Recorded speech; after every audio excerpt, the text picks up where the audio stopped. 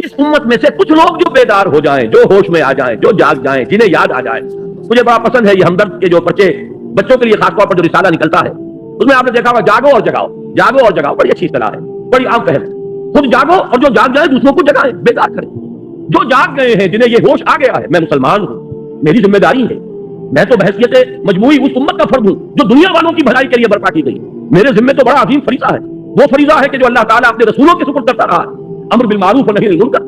جسے یہ ہوش آ جائے اب وہ دوسروں کو جگائے. جو جاگتے جائیں وہ ایک امت بن جائے، چھوٹی امت. جیسے آپ کہتے ہیں party with in party, state with in state, ریاست میں ریاست، پارٹی میں پارٹی.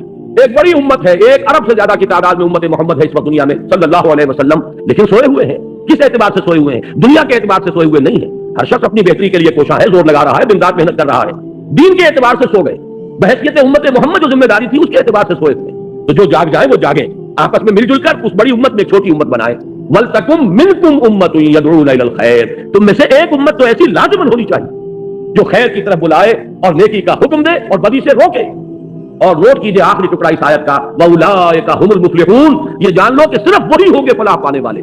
یہ سوئے ہوئے فلاح نہیں پائیں گے. جو جاگ جائیں گے اور جگائیں گے اور جو اپنے فرض منصبی کو ادا کریں گے، يَدْعُونَ إِلَى الْخَيْرِ وَيَأْمُرُونَ بِالْمَعْرُوفِ وَيَنْهَوْنَ عَنِ الْمُنكَرِ. صرف وہ ہوں گے فلاح پانے والے. أُولَٰئِكَ هُمُ الْمُفْلِحُونَ. آپ صدق دل سے دعا کیجئے، اللہم ربنا اجعلنا منہم. اے اللہ ہمیں بھی ایسے لوگوں میں شامل ہونے کی توفیق عطا. پہلا تمہیدی مضمون میرا ختم ہوا. ذہن میں ٹانکتے جائیے. خلاصہ کیا ہے؟ امت مسلمہ کی غرض تاسیس یا شہادت علی الناس کہیے یا امر بالمعروف اور نہی عن المنکر. اب دوسرا مضمون ہے، اس کے لیے ذرا یہ الٹ لیجئے آخری صفحے پر، چونکہ یہ 2 ورقہ ہے. اس پر میں نے ایک بڑی محنت کر کے قرآن مجید کے 9 مقامات منتخب کیے. ایک مضمون کو واضح کرنا مقصود ہے. وہ مضمون کیا ہے؟ پہلے اس بات کو سمجھیے. بدقسمتی سے ہمارے اس دور میں بہت سے انتہائی نیک لوگ، انتہائی نیک نیت لوگ، پھر یہ کہ دین کے لیے حرکت بھی کر رہے ہیں، جاتے ہیں، گھروں سے نکلتے ہیں، محنت کرتے ہیں، جد و جہد کرتے ہیں، لیکن ایک مغالطے میں مبتلا ہو گئے. وہ مغالطہ کیا ہے؟ کہ صرف نیکی کی تلقین کفایت کرتی ہے، نہی عن المنکر کی ضرورت نہیں. کسی برائی پر تنقید کا کوئی فائدہ نہیں. بھلائی کی تلقین کرو، جب بھلائی پھیلے گی خود بخود جو بدی ہے وہ رفع ہو جائے گی. بعض اعتبارات سے بات بڑی مزید بات ہوتی ہے. تم روشنی پھیلاؤ، تاریکی خود بخود کافور ہو جائے گی. بھلائی کا پرچار کرو، بھلائی کو پھیلاؤ، بدی جو ہے خود بخود جو ہے وہ ملیا میٹ ہو جائے گی. لیکن یہ بہت بڑا مغالطہ ہے اور دینی اعتبار سے بہت بڑی غلط فہمی ہے، جس میں بہت سے نیک نیت حضرات، ان کی نیت سے پر کوئی شک نہیں. پھر ان کا جو مجاہدانہ کردار ہے، اس کے لیے جو محنتیں کرتے ہیں، وہ سب بھی مسلم ہے. لیکن میں یہ چاہتا ہوں آج آپ قرآن مجید کے 9 مقامات کے حوالے سے اس بات کو سمجھ لیں کہ یہ امر بالمعروف اور نہی عن المنکر باہم لازم و ملزوم. میں نے جو اس کا عنوان قائم کیا ذیلی، باہم لازم و ملزوم، ایک گاڑی کے 2 پہیے یا ایک ہی تصویر کے 2 رخ. ایک پہیے پر تو گاڑی گھوم جاتی ہے، 2 پہیوں پر گاڑی آگے بڑھتی ہے. ایک گاڑی کے 2 پہیے، اسی طریقے سے ایک تصویر کے 2 رخ، باہم لازم و ملزوم. اس کو چونکہ بڑی اہمیت کے ساتھ ذہن نشین کرانا مقصود ہے، تو میں نے یہ 9 مقامات قرآن مجید کے نکالے جس سے یہ ثابت ہو جائے یہ دونوں لازم ہیں، لازم و ملزوم. اور ایک بات میں عرض کر دوں انتہائی ادب کے ساتھ کہ واقعہ یہ ہے کہ اگر میں یہ کہوں کہ قرآن مجید تو یہ 2 چیزیں بیان کر رہا ہے، لیکن اصل میں تو ایک ہی چیز ضروری ہے، تو معلوم یہ ہوا کہ میں نے قرآن پر کام کیا ہے، اللہ کے کلام پر. گویا کہ میں ایک یہ نقص نکال رہا ہوں کہ شاید یہ صرف شاعری ہو رہی ہے، لفاظی ہو رہی ہے. قرآن ہر جگہ دونوں اصطلاحات کو لاگا. دیکھیے چونکہ وقت کم ہے، اب ذرا ایک ایک کر کے ان آیات کو پڑھیے. میں نے الحمدللہ شروع کیا اس اعتبار سے کہ شان باری تعالیٰ سورۃ النحل کی آیت نمبر 90 میں بیان ہوئی. اور یہ آیت تو آپ میں سے ارشد کو یاد ہوگی، اس لیے کہ ہر خطبہ جمعہ میں آپ یہ آیت سنتے ہیں. خطبہ ثانیہ جب ہوتا ہے، جس کے بعد کھڑے ہو جاتے ہیں نماز کے لیے، تو یہ آیت جو ہے اس پر خطبہ ختم ہوتا ہے. ان اللہ یأمر بالعدل والاحسان وایتاء ذی القربى وینہی عن الفحشاء والمنکر والبغی یعظکم لعلکم تذکرون. بڑی خوبصورت آیت ہے. اللہ تعالیٰ نے ایسا کمال توازن پیدا کیا ہے، حکم بھی دیا 3 باتوں کا، روکا بھی 3 باتوں کا. عجیب توازن ہے، ذرا غور کیجئے اس کے حسن توازن. توازن ہی میں سارا حسن ہوتا ہے. 2 چیزیں ہیں، اگر آپ نے توازن ڈسٹرب کر دیا اس میں حسن باقی نہیں رہے گا. ان اللہ یامر بالعدل والاحسان وایتاء ذی القربى. اللہ حکم دیتا ہے عدل کا، احسان کا اور قرابت داروں کا حق ادا کرنے. میں چونکہ اس وقت درس نہیں دے رہا ہوں ان آیات کا، مقصود صرف یہ ہے کہ آپ کے پیش نظر رہے کہ امر اور نہی یہ دونوں ساتھ ساتھ، اور اس میں یہاں توازن اللہ نے اس درجے کیا ہے کہ 3 ہی چیزیں مقابل میں لایا. وینہی عن الفحشاء والمنکر والبغی یعظکم لعلکم تذکرون. اللہ بھی نیکیوں کا حکم دیتا ہے تو بدیوں سے روکتا بھی. ورنہ اگر وہ فلسفہ درست ہوتا کہ محض نیکی کی تلقین سے بدی خود بخود کافور ہو جائے گی، تو بدی کی نشاندہی کر کے اس سے روکنے کی اضافی طور پر ضرورت نہیں. آگے چلیے نمبر 2، تقاضائے فطرت و حکمت. یہاں میں نے سورہ لقمان کی آیت لی ہے حضرت لقمان کے بارے میں آپ حضرات کے علم میں ہوگا، نہ وہ نبی تھے نہ کسی نبی کے امتی تھے، سلیم العقل سلیم الفطرت انسان، حکیم اور دانا انسان. انہوں نے اپنے غور و فکر سے جو نتائج اخذ کیے ہیں وہ ہیں جو قرآن مجید نے سورہ لقمان کے دوسرے رکوع میں جو وصیتیں انہوں نے اپنے بیٹے کو کی تھی. وَإِذْ قَالَ لُقْمَانُ لِابْنِهِ وَهُوَ يَعِظُهُ يَا بُنَيَّ لَا تُشْرِكْ بِاللَّهِ. یہاں سے قرآن مجید نے حضرت لقمان کو امر بنا دیا، اس لیے کہ ان کا ذکر جب تک قرآن ہے ان کا ذکر موجود ہے اور ہمیشہ قرآن رہے گا، ان کا ذکر موجود رہے گا. یہ شان ہے اللہ نے اپنے اس بندے کی جو بڑھائی ہے کہ قرآن مجید میں اس طریقے سے تعین کے ساتھ یا تو رسولوں کا نام آتا ہے یا یہ کہ صحابہ میں سے حضرت زید کا ذکر خاص طور پر صحابہ جو ہے اس اعتبار سے کیا کرتے تھے کس طرح خوش قسمت ہے اس کا نام قرآن میں آیا. فلما قضا زید وطرها، تو یہ وطرہ منہا زید وطرہ یہ سورہ احزاب میں آیا تو لوگ نش کرتے تھے زید تمہارا نام قرآن میں آیا. ایسے ہی یہ ایک حکیم اور دانا انسان. اب ان کی اسی لیے میں نے عنوان قائم کیا تقاضا فطرت و حکمت. فطرت اور حکمت کا تقاضا یہ ہے. اب ان کی یہ آیت نوٹ کیجئے جو قرآن مجید میں ان کی بات نقل فرمائی گئی، یا بنیا اقم الصلاۃ وامر بالمعروف وانہا عن المنکر واصبر علی ما اصابک ان ذلک من عزم الامور. اے میرے بچے نماز قائم رکھ، نیکی کا حکم دے، بدی سے روک اور پھر صبر کر جو تجھ پر بیتے. دیکھیے بڑی پیاری بات، نیکی کی تلقین پر کبھی آپ کو ریزنٹمنٹ نہیں ہوگی. لوگ سن لیں گے مانے یا نہ مانے، بھائی بھلا کام کیا کرو، نیک کام کیا کرو، بھائی نماز پڑھا کرو، بھائی روزہ رکھا کرو، کوئی آپ کو پلٹ کر گالی نہیں دے گا. یہ دوسری بات ہے کہ جیسے چکنے گھڑے پر پانی پڑتا ہے نکل جاتا ہے اور ایک کان سے سنا دوسرے کان سے نکال دیا. لیکن اصل میں جب جوابی کارروائی ہوتی ہے لوگوں کی طرف سے، جب آپ کسی بدی پر روکیں اس وقت پھر ریزنٹمنٹ ہوتی ہے، اس وقت پھر جو ہے ریٹیلیشن ہوتی ہے. چھوٹے سے بچے کو کہہ کر دیکھیے کہ بیٹے یہ کھیلنے کی جگہ نہیں ہے، یہ کرکٹ کا میدان نہیں ہے، یہ سڑک ہے. کسی کا سر پھوڑ دو گے، کسی کی گاڑی کا شیشہ توڑ دو گے، لیکن ذرا کہہ کے دیکھیے پھر آپ کا وہاں سے اپنی عزت کو سالم لے کر واپس چلا جانا آسان نہیں ہوگا. چھوٹی سی چھوٹی بات کہہ کر دیکھیے کسی کو. اس لیے یہاں حضرت لقمان فرما رہے ہیں میرے بچے نماز کو قائم رکھ، نیکی کا حکم دے، بدی سے روک اور پھر جو آئے اسے جھیل برداشت کر، صبر کر. وَاصْبِرْ عَلَىٰ مَا أَصَابَكَ. یہی تو رب سے سورۃ العصر میں وَالْعَصْرِ إِنَّ الْإِنسَانَ لَفِي خُسْرٍ إِلَّا الَّذِينَ آمَنُوا وَعَمِلُوا الصَّالِحَاتِ وَتَوَاصَوْا بِالْحَقِّ وَتَوَاصَوْا بِالصَّبْرِ. حق کی وصیت کر کے ظاہر بات ہے کہ پھر آپ کو صبر کی بھی ضرورت پیش آئے. تیسری چیز پر آئیے شان محمد صلی اللہ علیہ وسلم. یہ سورہ اعراف کی ایک آیت ہے. اس کا پس منظر یہ ہے کہ جب حضرت موسیٰ علیہ السلام کو اللہ تعالیٰ نے کوہ طور پر بلا لیا تھا 30 راتوں کے لیے، پھر وہ بڑھا کر 40 راتیں کی گئی اور وہاں ان کی عدم موجودگی میں بنی اسرائیل نے بچڑے کی پرستی شروع کر دی.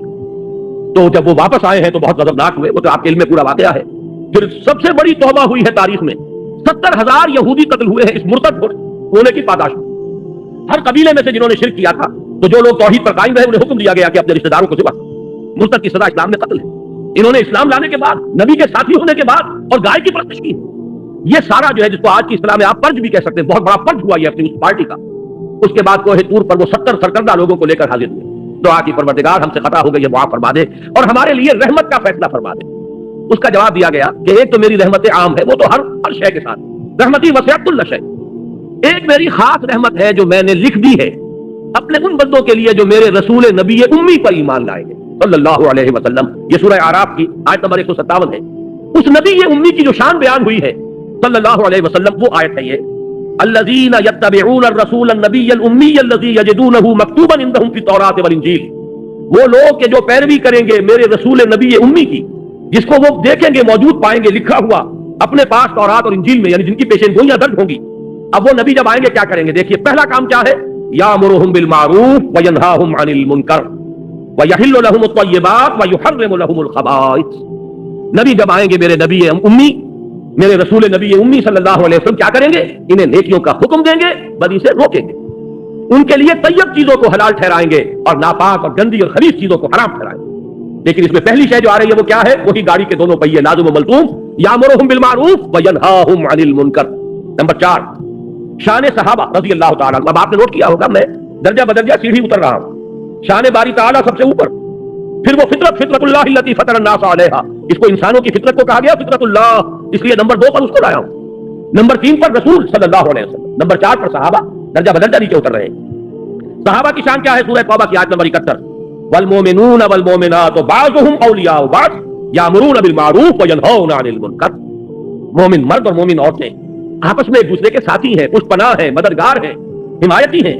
اور ان کی شان کیا ہے؟ یامرون بالمعروف وینہون عن المنکر. نیکی کا حکم دیتے ہیں، بدی سے روکتے ہیں. اس کا ذرا کانورس بھی دیکھ لیجیے. یہ کانورس طرف شاید میری عمر کے لوگوں کو یاد آیا ہو جنہوں نے انگریزی میں میٹرک میں جیومیٹری پڑھی تھی. ہر تھیورم کا ایک کانورس ہوتا تھا، ایک نظریہ ہے، اس کا عکس ہے. تو اس کا بھی ایک عکس ہے. منافقین کی شان بیان ہوئی ہے، کیفیت منافقین، اسی سورہ توبہ کی آیت نمبر 67 میں. المنافقون والمنافقات بعضهم من بعض یامرون بالمنکر وینہون عن المعروف. لفظ دونوں یہاں بھی آ گئے. یہ منافق مرد اور منافق عورتیں یہ ایک دوسرے میں سے ہیں, یہ ایک دوسرے کے ساتھی ہیں, کچھ پناہ ہے, مددگار ہیں. وہ کیا کرتے ہیں, وہ نیکی سے روکتے ہیں اور بدی کا حکم دیتے ہیں. یا میں ذرا ایک حدیث بھی آپ کو سنا دوں. ایک مرتبہ حضور نے صحابہ کرام سے فرمایا, تم لوگوں کا کیا حال ہوگا, کیسا انتم اذ لا تأمرون بالمعروف ولا تنهون عن المنکر, کیا حال ہو جائے گا مسلمانوں تمہارا جب تم نیکی کا حکم دینا چھوڑ دو گے اور بدی سے روکنا چھوڑ دو گے. صحابہ حیران ہوئے, ان کے لیے تو یہ ناقابل قیاس, ناقابل گمان بات. انہوں نے کہا اوا کائن ذالک یا رسول اللہ, انہوں نے حیرت کے ساتھ کہا, اللہ کے رسول کیا ایسا ہونے والا ہے؟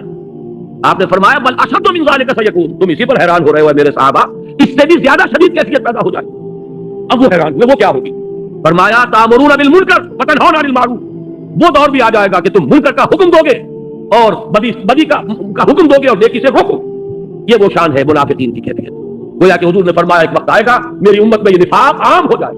آج آپ کا معاشرہ وہی ہے, نیکی کے راستے پر چلنا بہت مشکل, بدی کے راستے کھلے ہیں, کشادہ ہیں, کوئی ریزسٹنس ہے ہی نہیں. کوئی نوجوان ذرا داڑھی رکھ لے, تمام رشتے دار, اعزاء, اقارب, والدین وہ اس کے سر کو اس پر سوار ہو جائیں گے, تم نے کیا کیا؟ ذرا گھر میں کوئی شرعی پردہ کر کے نافذ کر کے دیکھیے, you will be an outcast, آپ اپنے معاشرے سے نکال دیے جائیں. آپ بالکل, آپ کا تعلق جو ہے وہ معاشرے سے, عزیزوں سے کٹ جائے.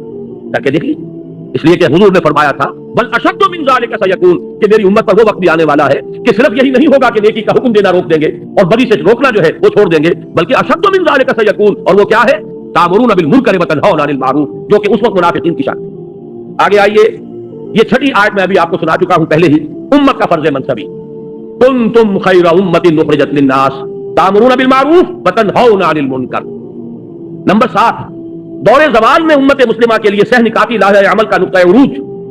یہ 3 آیات جو یہاں درج ہیں, میں نے ایک تقریر کی تھی آپ کے اسی شہر کراچی میں ایک مسجد میں آج سے 4 سال قبل. اس پر مفصل خطاب ان 3 آیات کی روشنی میں ایک لاہ عمل کیا کریں اس حال میں, کس طریقے سے صورتحال تبدیل ہو. قرآن مجید تو ہمیشہ کے لیے ہدایت اور رہنمائی ہے, اس نے اس دور کے لیے بھی ہدایت دی ہے, بعد والے دور کے لیے بھی ہدایت دی. اس دور زوال میں اگر یہاں سے اب اوپر اٹھنے کے لیے آپ کو لاہ عمل درکار ہے تو بھی رجوع کیجیے قرآن کی طرف.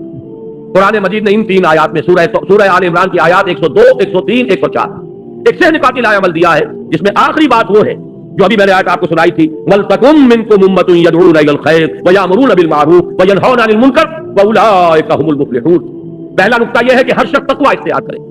دوسرا نقطہ یہ ہے کہ مل جل کر بنیاد مرصوص بنو, قرآن مجید کی رسی کو مضبوطی سے تھام لو, اللہ کی رسی, واعتصموا بحبل اللہ جميعا. اور تیسرا نقطہ ضربۂ سلام کیا ہے اس کا, وَلْتَكُن مِّنكُمْ أُمَّةٌ يَدْعُونَ إِلَى الْخَيْرِ وَيَأْمُرُونَ بِالْمَعْرُوفِ وَيَنْهَوْنَ عَنِ الْمُنكَرِ وَأُولَٰئِكَ هُمُ الْمُفْلِحُونَ. تم میں سے ایک جماعت تو ایسی قائم ہونی چاہیے جو یہی 3 کام کرے اور کوئی کام نہ کرے. میں یہاں پر عرض کر دوں کہ واقعہ یہ ہے کہ آج وہ بعد میں تفصیل سے گفتگو ہوگی, ہماری دینی جماعتیں بھی اپنے اصل ہدف سے ہٹ چکی. اس وَلْتَكُن مِّنكُمْ أُمَّةٌ, اس کے کرنے کے صرف 3 کام قرآن نے بتائے, خیر کی طرف دعوت, نیکی کا حکم, بدی سے روکنا. یہ پاور پالیٹکس میں اپنے آپ کو ملوث کر لینا, کبھی کسی کا پاسنگ بن جانا, کبھی کسی کا ضمیمہ بن جانا, ادھر سے ادھر جو سیاسی اعتبار سے لڑکتے رہ رہے ہیں, یہ در حقیقت اپنے اصل ہدف سے ہٹ جانے کی بنا پر وہ تیر نیم کش جس کا نہ ہو کوئی ہدف, اپنے اصل ہدف سے, ہمارے یہ جو لاہ عمل کا جو ہدف ہے اس سے ہٹ چکے ہیں.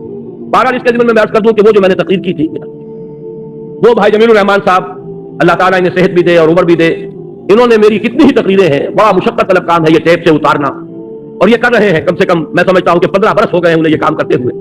میری بہت سی تقریریں ایسی ہیں جو انہی کے ذریعے سے وہ کتابی شکل میں آئی. اسی کراچی میں نے تقریر کی تھی اسی آیت کے حوالے سے جو ابھی سورہ اعراف کی ہم نے پڑھی ہے, اس میں اہل ایمان کے بارے میں فرمایا کہ وہ لوگ کیا کریں گے, والذین آمنوا بہ وعزروہ ونصروہ واتبعوا النور الذی انزل معہ اولئک هم المفلحون. ہمارے اس رسول نبی امی کو جو لوگ ان پر ایمان لائیں گے, ان کی تعظیم کریں گے, ان کی مدد کریں گے, اور جو نور ان کے ساتھ نازل کیا جائے گا اس کا اتباع کریں گے, وہی فلاح پانے والے ہوں گے. وہ تقریر بھی انہوں نے اتاری تھی اور وہ چھپ چکی ہے, کتنے ایڈیشن اس کے. نبی اکرم صلی اللہ علیہ وسلم سے ہمارے تعلق کی بنیادیں الحمدللہ بہت پسند کیا گیا وہ عوام میں, خواص میں, اس لیے کہ ایک بالکل نقطۂ نظر سامنے آیا.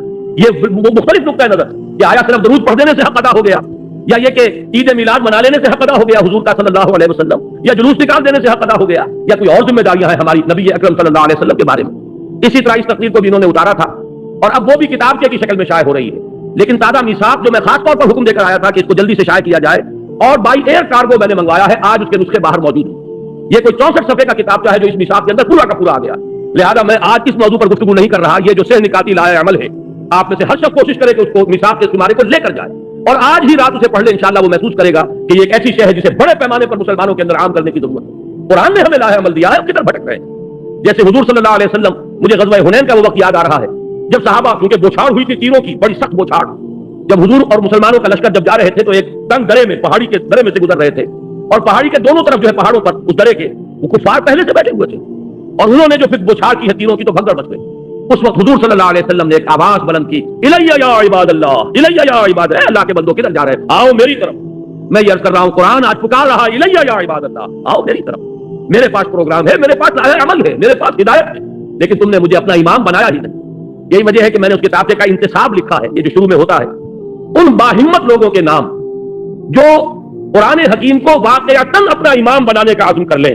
یہ کتاب کیا ان کی خدمت میں پیش ہے کہ اگر وہ چاہتے ہیں کہ قرآن کو امام بنائیں تو قرآن یہ راستہ سے نکاتی راستہ ہے جو دکھا رہا ہے، وہ اس میثاق کے شمارے میں اور مضامین نہیں ہے، اس میں صرف ایک چھوٹا سا مضمون اور ہے، پورا کتاب اسی کتاب کے پر یہ میثاق کا شمارہ جو ہے وہ مشتمل ہے۔ وہ میں پھر عرض کر رہا ہوں کہ لے کر جائیے، یوں سمجھیے کہ میرے آج کے درس کا یہ تتمہ ہے، تک ملا ہے۔ اب آ جائیے اس موضوع کی طرف۔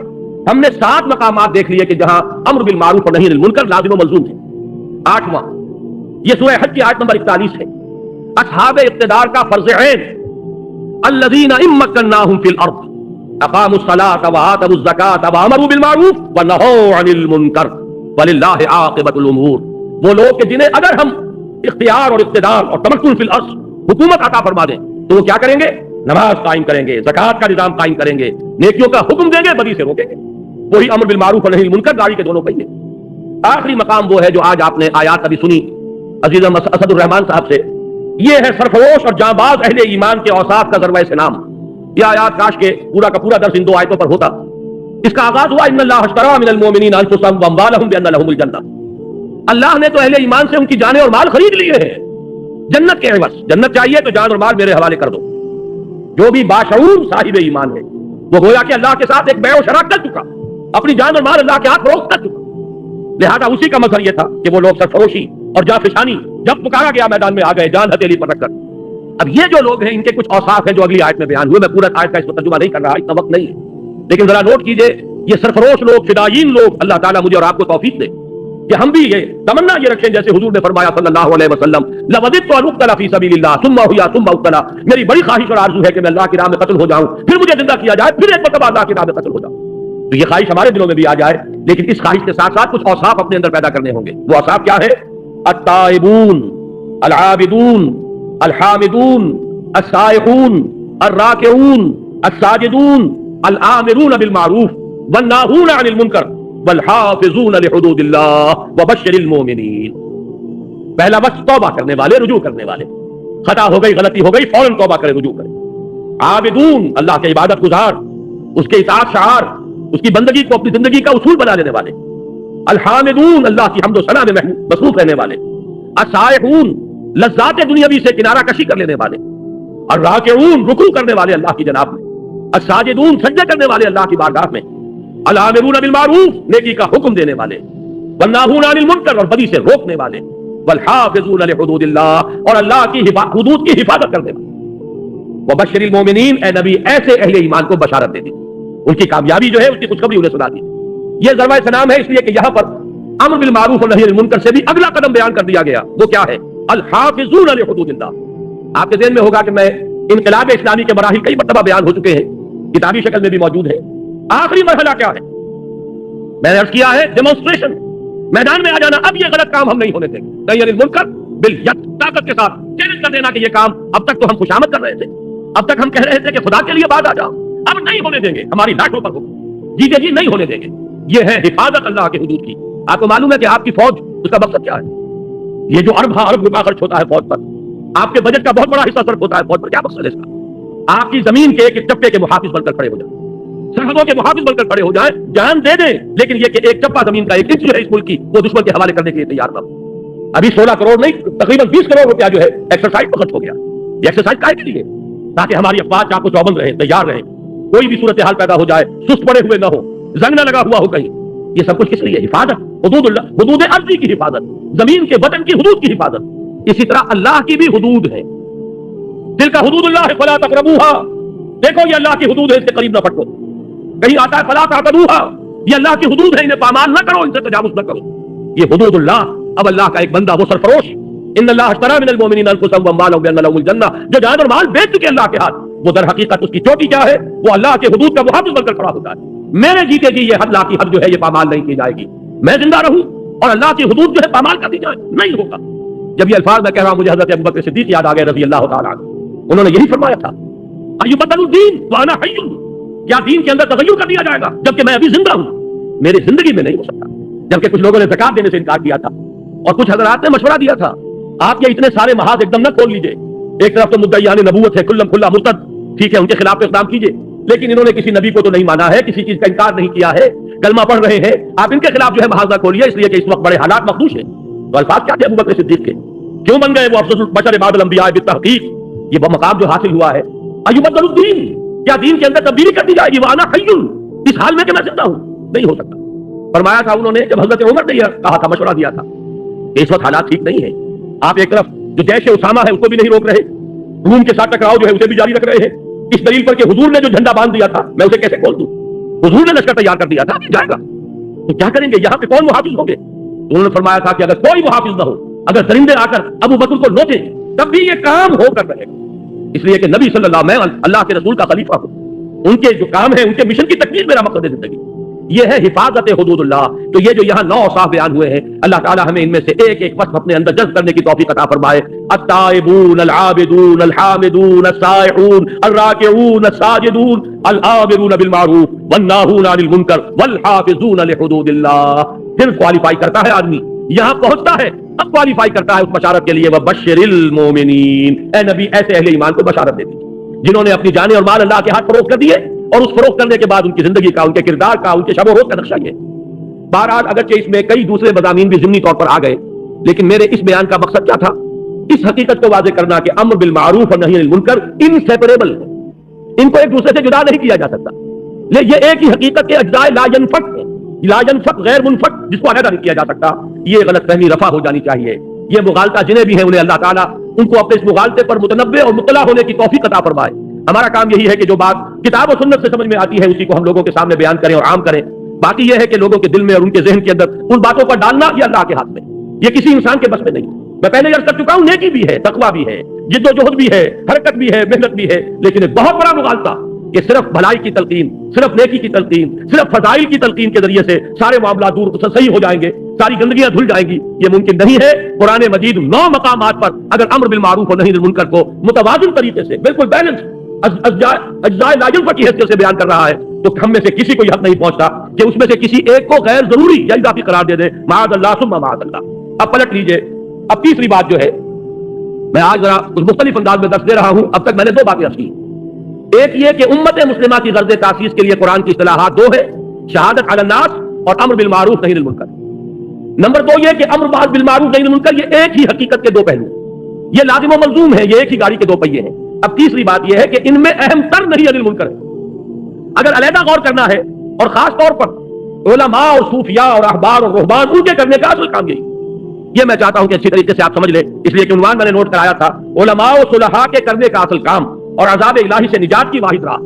اس کے ضمن میں یہ چند آیات کا ترجمہ سن لیجئے، اور پھر یہ 3 احادیث ہیں جو ہمیں پڑھنی ہے، بڑی محنت کے ساتھ اسے چھپا کر لایا ہوں آپ کے لیے، بہت مواد ہے ان 2 اور آپ کے اندر، 4 صفحے ہیں، لیکن آپ جا کر غور کریں گے یہ پوری کتاب کا مضمون ہے جو اس کے اندر جمع کر دیا گیا، لیکن یہ کہ آپ کے پاس یہ بڑا ہینڈی رہے گا، آپ کی جیب میں رکھا رہے گا، غور کرتے رہیے، ان آیات کو یاد کرتے رہیے، یہ احادیث ہر وقت آپ کے سامنے رہے، آپ لوگوں کو سمجھائیے، سنائیے، اور یہ احادیث کا عکس میں نے لیا ہے اور اس کو شائع کیا ہے مکمل حوالوں اور متن کے ساتھ۔ اگر ویسے ہی تقریر کے اندر صرف حدیث کا مفہوم آ جائے تو یاد نہیں رہتا، آگے آپ بات کر نہیں سکتے۔ دیکھیے سورہ مائدہ میں بنی اسرائیل پر تنقید ہوئی ہے، بنی اسرائیل کے بارے میں جو بھی میری تقاریر میں شریک ہوتے رہے ہیں بارہا وہ حدیث سامنے آئی، اور آج وہ میثاق کے اندر بھی آپ کو وہ حدیث مل جائے گی کہ حضور نے خبر دی تھی کہ میری امت میں بھی وہ ساری خرابیاں پیدا ہوگی جو بنی اسرائیل میں پیدا ہوئی، یہاں تک کہ اگر وہ گول کے بل میں گھسے تھے تو میری امت بھی گھسے گی، اور اگر ان میں کوئی بدبخت ایسا اٹھا تھا جس نے اپنی ماں سے جنا کیا ہو تو میری امت میں بھی کوئی نہ کوئی ایسا پیدا ہوگا جو یہ حرکتیں شریک کرے گا۔ اسی کے حوالے سے ذرا بنی اسرائیل پر جو تنقید قرآن نے کی ہے سورہ مائدہ میں اس کو پڑھیں۔ فرمایا وَتَرَىٰ كَثِيرًا مِّنْهُمْ، یہ آیات نمبر 62 اور 63 ہے، اور تم دیکھتے ہو ان میں سے بہت سو کو يُسَارِعُونَ فِي الْإِثْمِ وَالْعُدْوَانِ وَأَكْلِهِمُ السُّحْتَ، مسارعت کہتے ہیں ایک دوسرے سے آگے نکلنے کی کوشش، دوڑ لگی ہوئی ہے ان میں، کہنے کو مسلمان، کہنے کو اللہ کے نام لیوا، کہنے کو موسیٰ کے امتی، کہنے کو تورات کے ماننے والے، سینکڑوں نبیوں کے نام لیوا ابراہیم کے نسل سے، لیکن حال کیا ہے عملاً؟ ترى كثير منهم يسارعون في الإثم والعدوان وأكلهم السحت، 3 کاموں میں ایک دوسرے سے بڑھنے کی کوشش کر رہے ہیں۔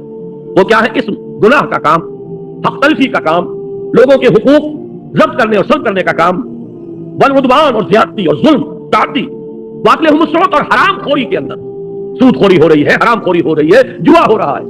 آپ کے اس ملک میں جتنے بڑے پیمانے پر جوا ان دنوں میں ہوا ہے، آپ کو معلوم ہے وہ سیور رائفل جو ہے وہ اتنا کروڑوں بلکہ اربوں کے روپے میں، آپ کی حکومت کی ذمہ دار وزیر اعظم اس نے یہاں تک کہہ دیا کہ یہ ہمارے باقی ٹیکسز ویکسز جو ہے میں تو وزیر خزانہ سے کہنے والی ہوں کہ سب کو چھوڑو اور یہ دھندا شروع کرو، اس میں جو رقم آتی ہے وہ تو کسی اور کام میں ہم نے دیکھی نہیں۔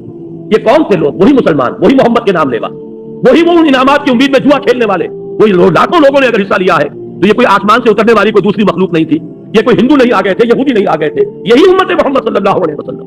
وہی بات فرمایا وَتَرَىٰ كَثِيرًا مِّنْهُمْ، تم دیکھتے ہو ان میں سے بہت سو کو يُسَارِعُونَ فِي الْإِثْمِ وَالْعُدْوَانِ وَأَكْلِهِمُ السُّحْتَ، کہ یہ ایک دوسرے سے آگے نکلنے کی کوشش کر رہے ہیں گناہ میں، زیادتی میں، ظلم میں اور حرام خوری میں۔ لَبِئْسَ مَا كَانُوا يَعْمَلُونَ، بہت برا عمل ہے جو وہ کر رہے ہیں۔ لَوْلَا يَنْهَاهُمُ الرَّبَّانِيُّونَ وَالْأَحْبَارُ عَنْ قَوْلِهِمُ الْإِثْمَ وَأَكْلِهِمُ السُّحْتَ، کیوں نہیں روکتے انہیں ان کے علماء اور ان کے صوفیاء؟ یہ نوٹ کیجئے، ربانیون اور احبار، احبار جمع حبر کی، حبر کہتے ہیں بہت بڑے عالم کو۔ آپ نے سنا ہوگا حضرت عبداللہ ابن عباس رضی اللہ تعالیٰ عنہما کو کہا گیا حبر الامہ، امت کے بہت بڑے عالم۔ حبر کی جمع احبار، احبار کہتے ہیں بڑے عالم۔ لولا ینہاہم الاحبار والربانیون، ربانی کسے کہتے ہیں؟ اللہ والے، رب سے ربانی، اللہ والے۔ یہ فقراء، صوفیاء، صلحاء، یہ ظاہر بات ہے جیسے ہماری امت میں ہے، سابقہ امت میں بھی تھے، علماء بھی تھے، صوفیاء بھی تھے، درویش لوگ بھی ہوتے تھے، بڑے بڑے عالم اور فقیہ بھی ہوتے تھے۔ تو فرمایا ان کے کرنے کا کام تو یہ تھا، وہ کیا کام کر رہے ہیں؟ انہوں نے اپنے فرض منصبی کو ترک کر دیا۔ وہ لوگوں کو روکتے نہیں، روکے کیسے؟ حرام خوری سے روکیں گے، لوگ ان کی طرف رجوع نہیں کریں گے، دوسرے کی طرف کر لیں گے۔ میں آپ کو واقعہ بتا رہا ہوں، یہ کوئی کہانی نہیں ہے۔ ایک صاحب تعین کے ساتھ انہوں نے مجھ سے کہا کہ میں آپ کے آئندہ آپ کے ہاں جمعوں میں نہیں آؤں گا۔ میں نے کہا کیوں؟ کہنے لگے آپ ہمیں ہر چند جمعوں کے بعد وہ حدیث سنا دیتے ہیں سود کی بات، سود کے بارے میں، اور وہ حدیث ظاہر بات ہے سود کے بغیر تو کاروبار تو ہمارا چلتا نہیں، لیکن اب یہ حدیث سننے کا مطلب کیا ہے؟ اس کا تو مطلب یہ ہے کہ ہم لوگ وہ کام کر رہے ہیں جو محمد رسول اللہ نے فرمایا کہ جو ماں کے ساتھ بدکاری ہے اس سے بھی 1000 گنا زیادہ کام۔ آپ وہ حدیث سناتے رہتے، میں آپ کیا نہیں آؤں۔ میں نے کہا ٹھیک ہے، میرا کام تو سنانا ہے، پہنچانا ہے، سمجھانا ہے، سننا چاہو سنو، اللہ تعالیٰ شاید آج نہیں کل توفیق عطا فرما دے، لیکن یہ کہ نہیں سننا چاہتے تو میں زبردستی تو نہیں کر سکتا۔ لہذا کیسے کہیں وہ علماء، کیسے کہیں حرام خوری ترک کر دو، جن بیچاروں کے لیے معاش کا معاملہ وہیں سے، تنخواہ وہیں سے آ رہی، وہی چودھری لوگ ہیں، وہی سرمایہ دار ہیں، وہی ہے کہ جو مسجد کا انتظام کرنے والے محتمم ہیں، ان کے کاروبار میں حرام ہے، وہی تو ہے جو آ کر یہاں پر بہترین قالین بچھاتے ہیں، وہی تو سارا اہتمام کر رہے ہیں۔ لہذا نہی عن المنکر جب ختم ہو جاتا ہے معاشرے سے، پھر تباہی اور بربادی عام ہو جاتی ہے۔ آج اس مضمون کو سمجھیے، لولا ینہاہم الربانیون والاحبار عن قولہم الاسم واکلہم السحت، کیوں نہیں روکتے انہیں ان کے صوفیاء اور علماء گناہ کی بات کہنے سے اور حرام خوری سے؟ لبئس ما کانوا یصنعون، بہت برا ہے وہ عمل جو انہوں نے اختیار کیا۔ اب آگے چلیے، یہی سورہ مائدہ ہے، اس کی آیات یہ 78 سے 81 تک، یہ 4 آیات ہیں جو آگے آئی۔ فرمایا لعن الذین کفروا من بنی اسرائیل علی لسان داؤد و عیسی ابن مریم، لعنت کی گئی ان لوگوں پر جنہوں نے کفر کی روش اختیار کی بنی اسرائیل میں سے۔ بنی اسرائیل میں تھے، امتی تھے موسیٰ کے، لیکن یہ ہے کہ روش ان کی معصیت کی ہے، گناہ کی ہے، حرام خوری کی ہے، جھوٹ بولنے کی ہے، لہذا ان کو کہا جا رہا ہے لعن الذین کفروا من بنی اسرائیل علی لسان داؤد و عیسی ابن مریم، ان پر اللہ نے لعنت فرمائی حضرت داؤد کی زبان سے اور حضرت عیسیٰ ابن مریم کی زبان سے علیہ الصلوۃ والسلام۔ حضرت داؤد کی زبانی کیا لعنتیں ہوئی ہیں یہ تو آج ہمارے پاس موجود نہیں ہے۔ جو بھی زبور اس وقت ہے، سام جسے کہا جاتا ہے، وہ کتاب جو اولڈ ٹیسٹمنٹ کا حصہ ہے، اس میں ایسی باتیں موجود نہیں ہیں۔ معلوم ہوتا ہے یہودیوں نے وہ چیزیں کھرچ دی جو اللہ تعالیٰ نے ان پر تنقید کی باتیں حضرت داؤد علیہ السلام سے کہلوائی تھی، ان کو انہوں نے ختم کر دی، لیکن اللہ کا بڑا شکر ہے اناجیل میں اب بھی موجود ہے۔ خاص طور پر حضرت مسیح علیہ السلام نے علماء یہود پر جو تنقیدیں کی، سانپ کے سپولیوں سے تعبیر کیا، تم سانپ کے سپولیوں کے مانند، تمہارا حال یہ ہے کہ تم نے اپنے اوپر تقویٰ کا لبادہ اوڑھا ہوا ہے، اندر سے تمہارا کردار انتہائی گھناؤنا۔ بڑی پیاری بات کہی انہوں نے، تمہارا حال ان قبروں سے مشابہ ہے جو اوپر سے سفیدی کی گئی ہے، بڑی خوشنما نظر آ رہی ہیں، لیکن ان کے اندر گلی سڑی ہڈیوں کے سوا کچھ نہیں۔ یہ حضرت مسیح علیہ السلام کے الفاظ جو علماء یہود کو مخاطب کرتے کہے، یہ بھی انہی کی بہترین ضرب المثل ہے جو آج ہمارے ہاں عام طور پر ادب میں استعمال ہوتی ہے کہ تم مچھر چھانتے ہو اور سموچے اونٹ نکل جاتے ہو۔ چھوٹی چھوٹی باتوں پر جھگڑے ہو رہے ہیں، لیکن بڑے بڑے گناہ جو ہے وہ ان کی طرف توجہ ہی نہیں۔ سود خوری پر کوئی نہیں روکے گا، لیکن رفع یدین پر، آمین بالجہر پر، تراویح کی تعداد پر بڑے بڑے پوسٹر بھی چھپیں گے اور بڑے چیلنج بھی ہوں گے اور مناظرے بھی ہوں گے اور لمبی چوڑی بحثیں بھی ہوں گی، پوری کانفرنسیں ہوں گی، حالانکہ ان کی کیا اہمیت ہے دین کے اندر؟ سود ہے، سٹا ہے، جوا ہے، ہو رہا ہے، کسی کو کچھ کہنے کی توفیق۔ یہ ہے اصل میں وہ بات جو فرمایا لعن الذین کفروا من بنی اسرائیل علی لسان داؤد و عیسی ابن مریم ذلک بما عصوا وکانوا یعتدون، یہ اس لیے ہوا، یہ لعنت ان پر اس لیے کی گئی کہ انہوں نے نافرمانی کی روش اختیار کی اور حدود الہی سے تجاوز کی روش اختیار کی۔ اب اگلا لفظ آیا ہے اصل میں جس کے لیے یہ میں بیان کر رہا ہوں، کانوا لا یتناہون عن منکر فعلوہ، ان کا اصل جرم یہ تھا، ایک दूसरे को शिद्दत के साथ मना नहीं करते थे बुराइयों पर। नोट कीजिए, तनाही बाब तफाउल है, बाब तफाउल ही से लफ्ज़ तवासी है, वतवासौ बिल हक़ वतवासौ बिस सब्र। बाब तफाउल का खासा है किसी शय में शिद्दत, ताकीद, मुबालगा और आपस में कोई काम करना।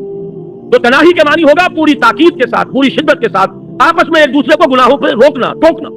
कानू ला यतनाहौना अन मुनकरिन फ़अलू, वो आपस में एक दूसरे को रोकते नहीं थे मुनकर से जो वो करते थे। लबीसा मा कानू यफ़अलून, ये जो बात है इसके लिए एक हदीस में आपको अभी सुनाऊंगा, इसको नोट कर लीजिए कि उनका असल जुर्म। देखिए कुरान मजीद जब ये कह रहा है उन पर लानत की गई, तो जाहिर बात है चार्जशीट भी तो होना चाहिए, किस बात पर लानत की गई, क्या बुराई थी।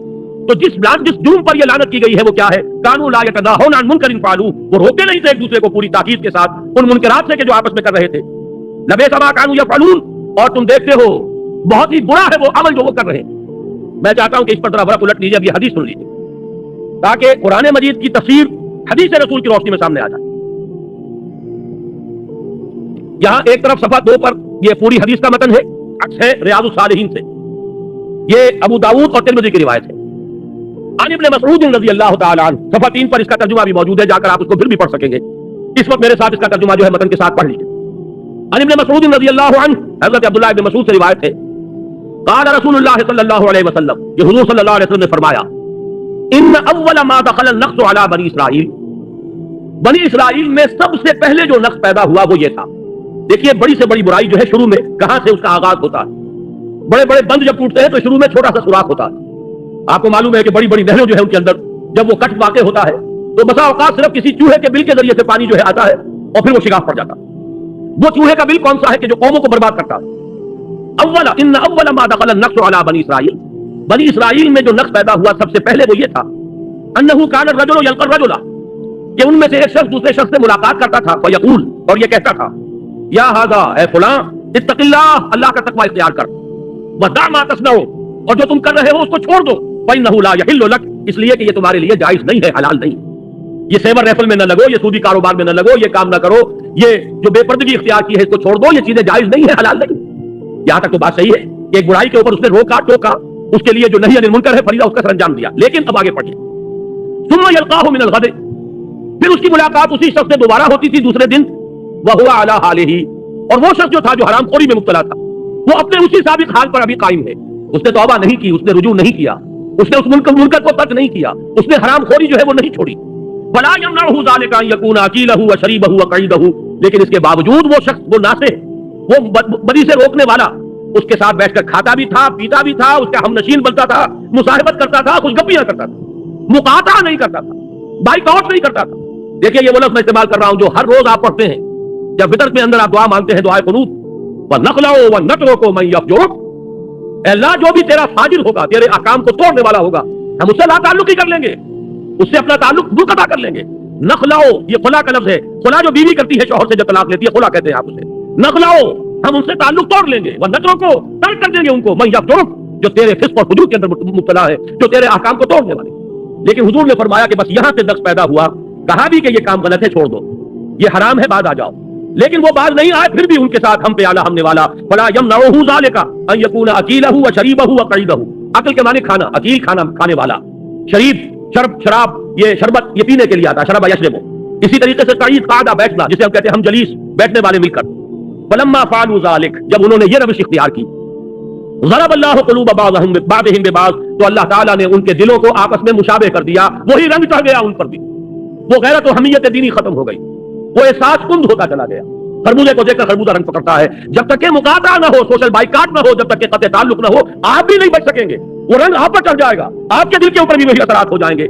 इसके बाद हुजूर ने यही आयत पढ़ी, लुइनल लज़ीना कफरू मिन बनी इसराईल अला लिसानि दाऊद व ईसा इब्न मरियम, ज़ालिका बिमा असव व कानू यातदून, कानू ला यतनाहौना अन मुनकरिन फ़अलूहु, लबीसा मा कानू यफ़अलून, तरा कसीरम मिनहुम यतवल्लौना अल्लज़ीना कफरू, लबीसा मा क़द्दमत लहुम अनफुसुहुम, इला क़ौलिही फ़ासिक़ून। ये 4 आयत हुजूर ने तिलावत फरमाई।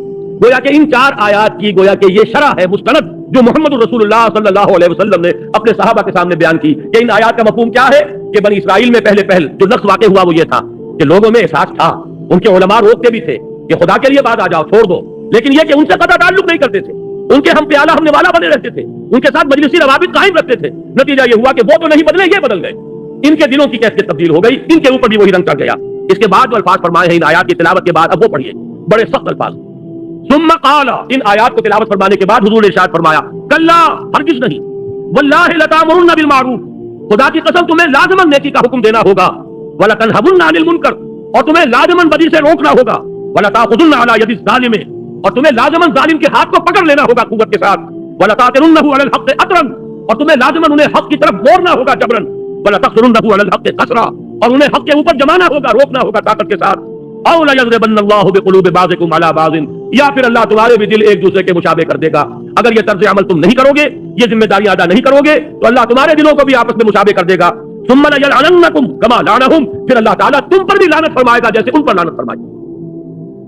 یہ ہے صورتحال جس سے آج ہم دو چار ہیں۔ اس میں یہ دو آیتوں کا مفہوم تو کھل کر اس حدیث میں آ گیا، ابھی پڑھ لیجئے آگے بھی۔ رواہ ابو داؤد رحمہ اللہ و ترمذی رحمہ اللہ، اس حدیث کو حضرت عبداللہ ابن مسعود سے روایت کیا ہے امام ابو داؤد نے بھی اور امام ترمذی نے بھی۔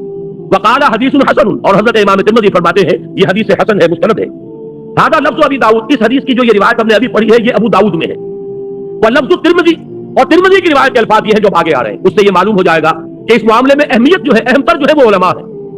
فرمایا قال رسول اللہ صلی اللہ علیہ وسلم، امام ترمذی نے جو روایت کی ہے الفاظ وہ یہ ہیں کہ رسول اللہ صلی اللہ علیہ وسلم نے فرمایا لما وقعت بنو اسرائیل فی المعاصی، جب بنی اسرائیل معاصی کے اندر مبتلا ہو گئے، گناہوں میں مبتلا ہو گئے، نہتہم علماؤہم، ان کے علماء انہیں روکتے رہے، نہیں سے نہت بنا ہے، روکتے رہے، نہیں عن المنکر کا فریضہ سر انجام دیتے رہے، فلم ینتہوا، لیکن وہ بات نہیں آئے، فجالسوہم فی مجالسہم وباکلوہم وشاربوہم، لیکن اس کے باوجود کہ وہ لوگ باز نہیں آئے معاصی سے، یہ علماء ان کے ساتھ ان کی مجلسوں میں بیٹھتے بھی رہے، ان کے ساتھ کھاتے پیتے بھی رہے۔ نتیجہ کیا نکلا؟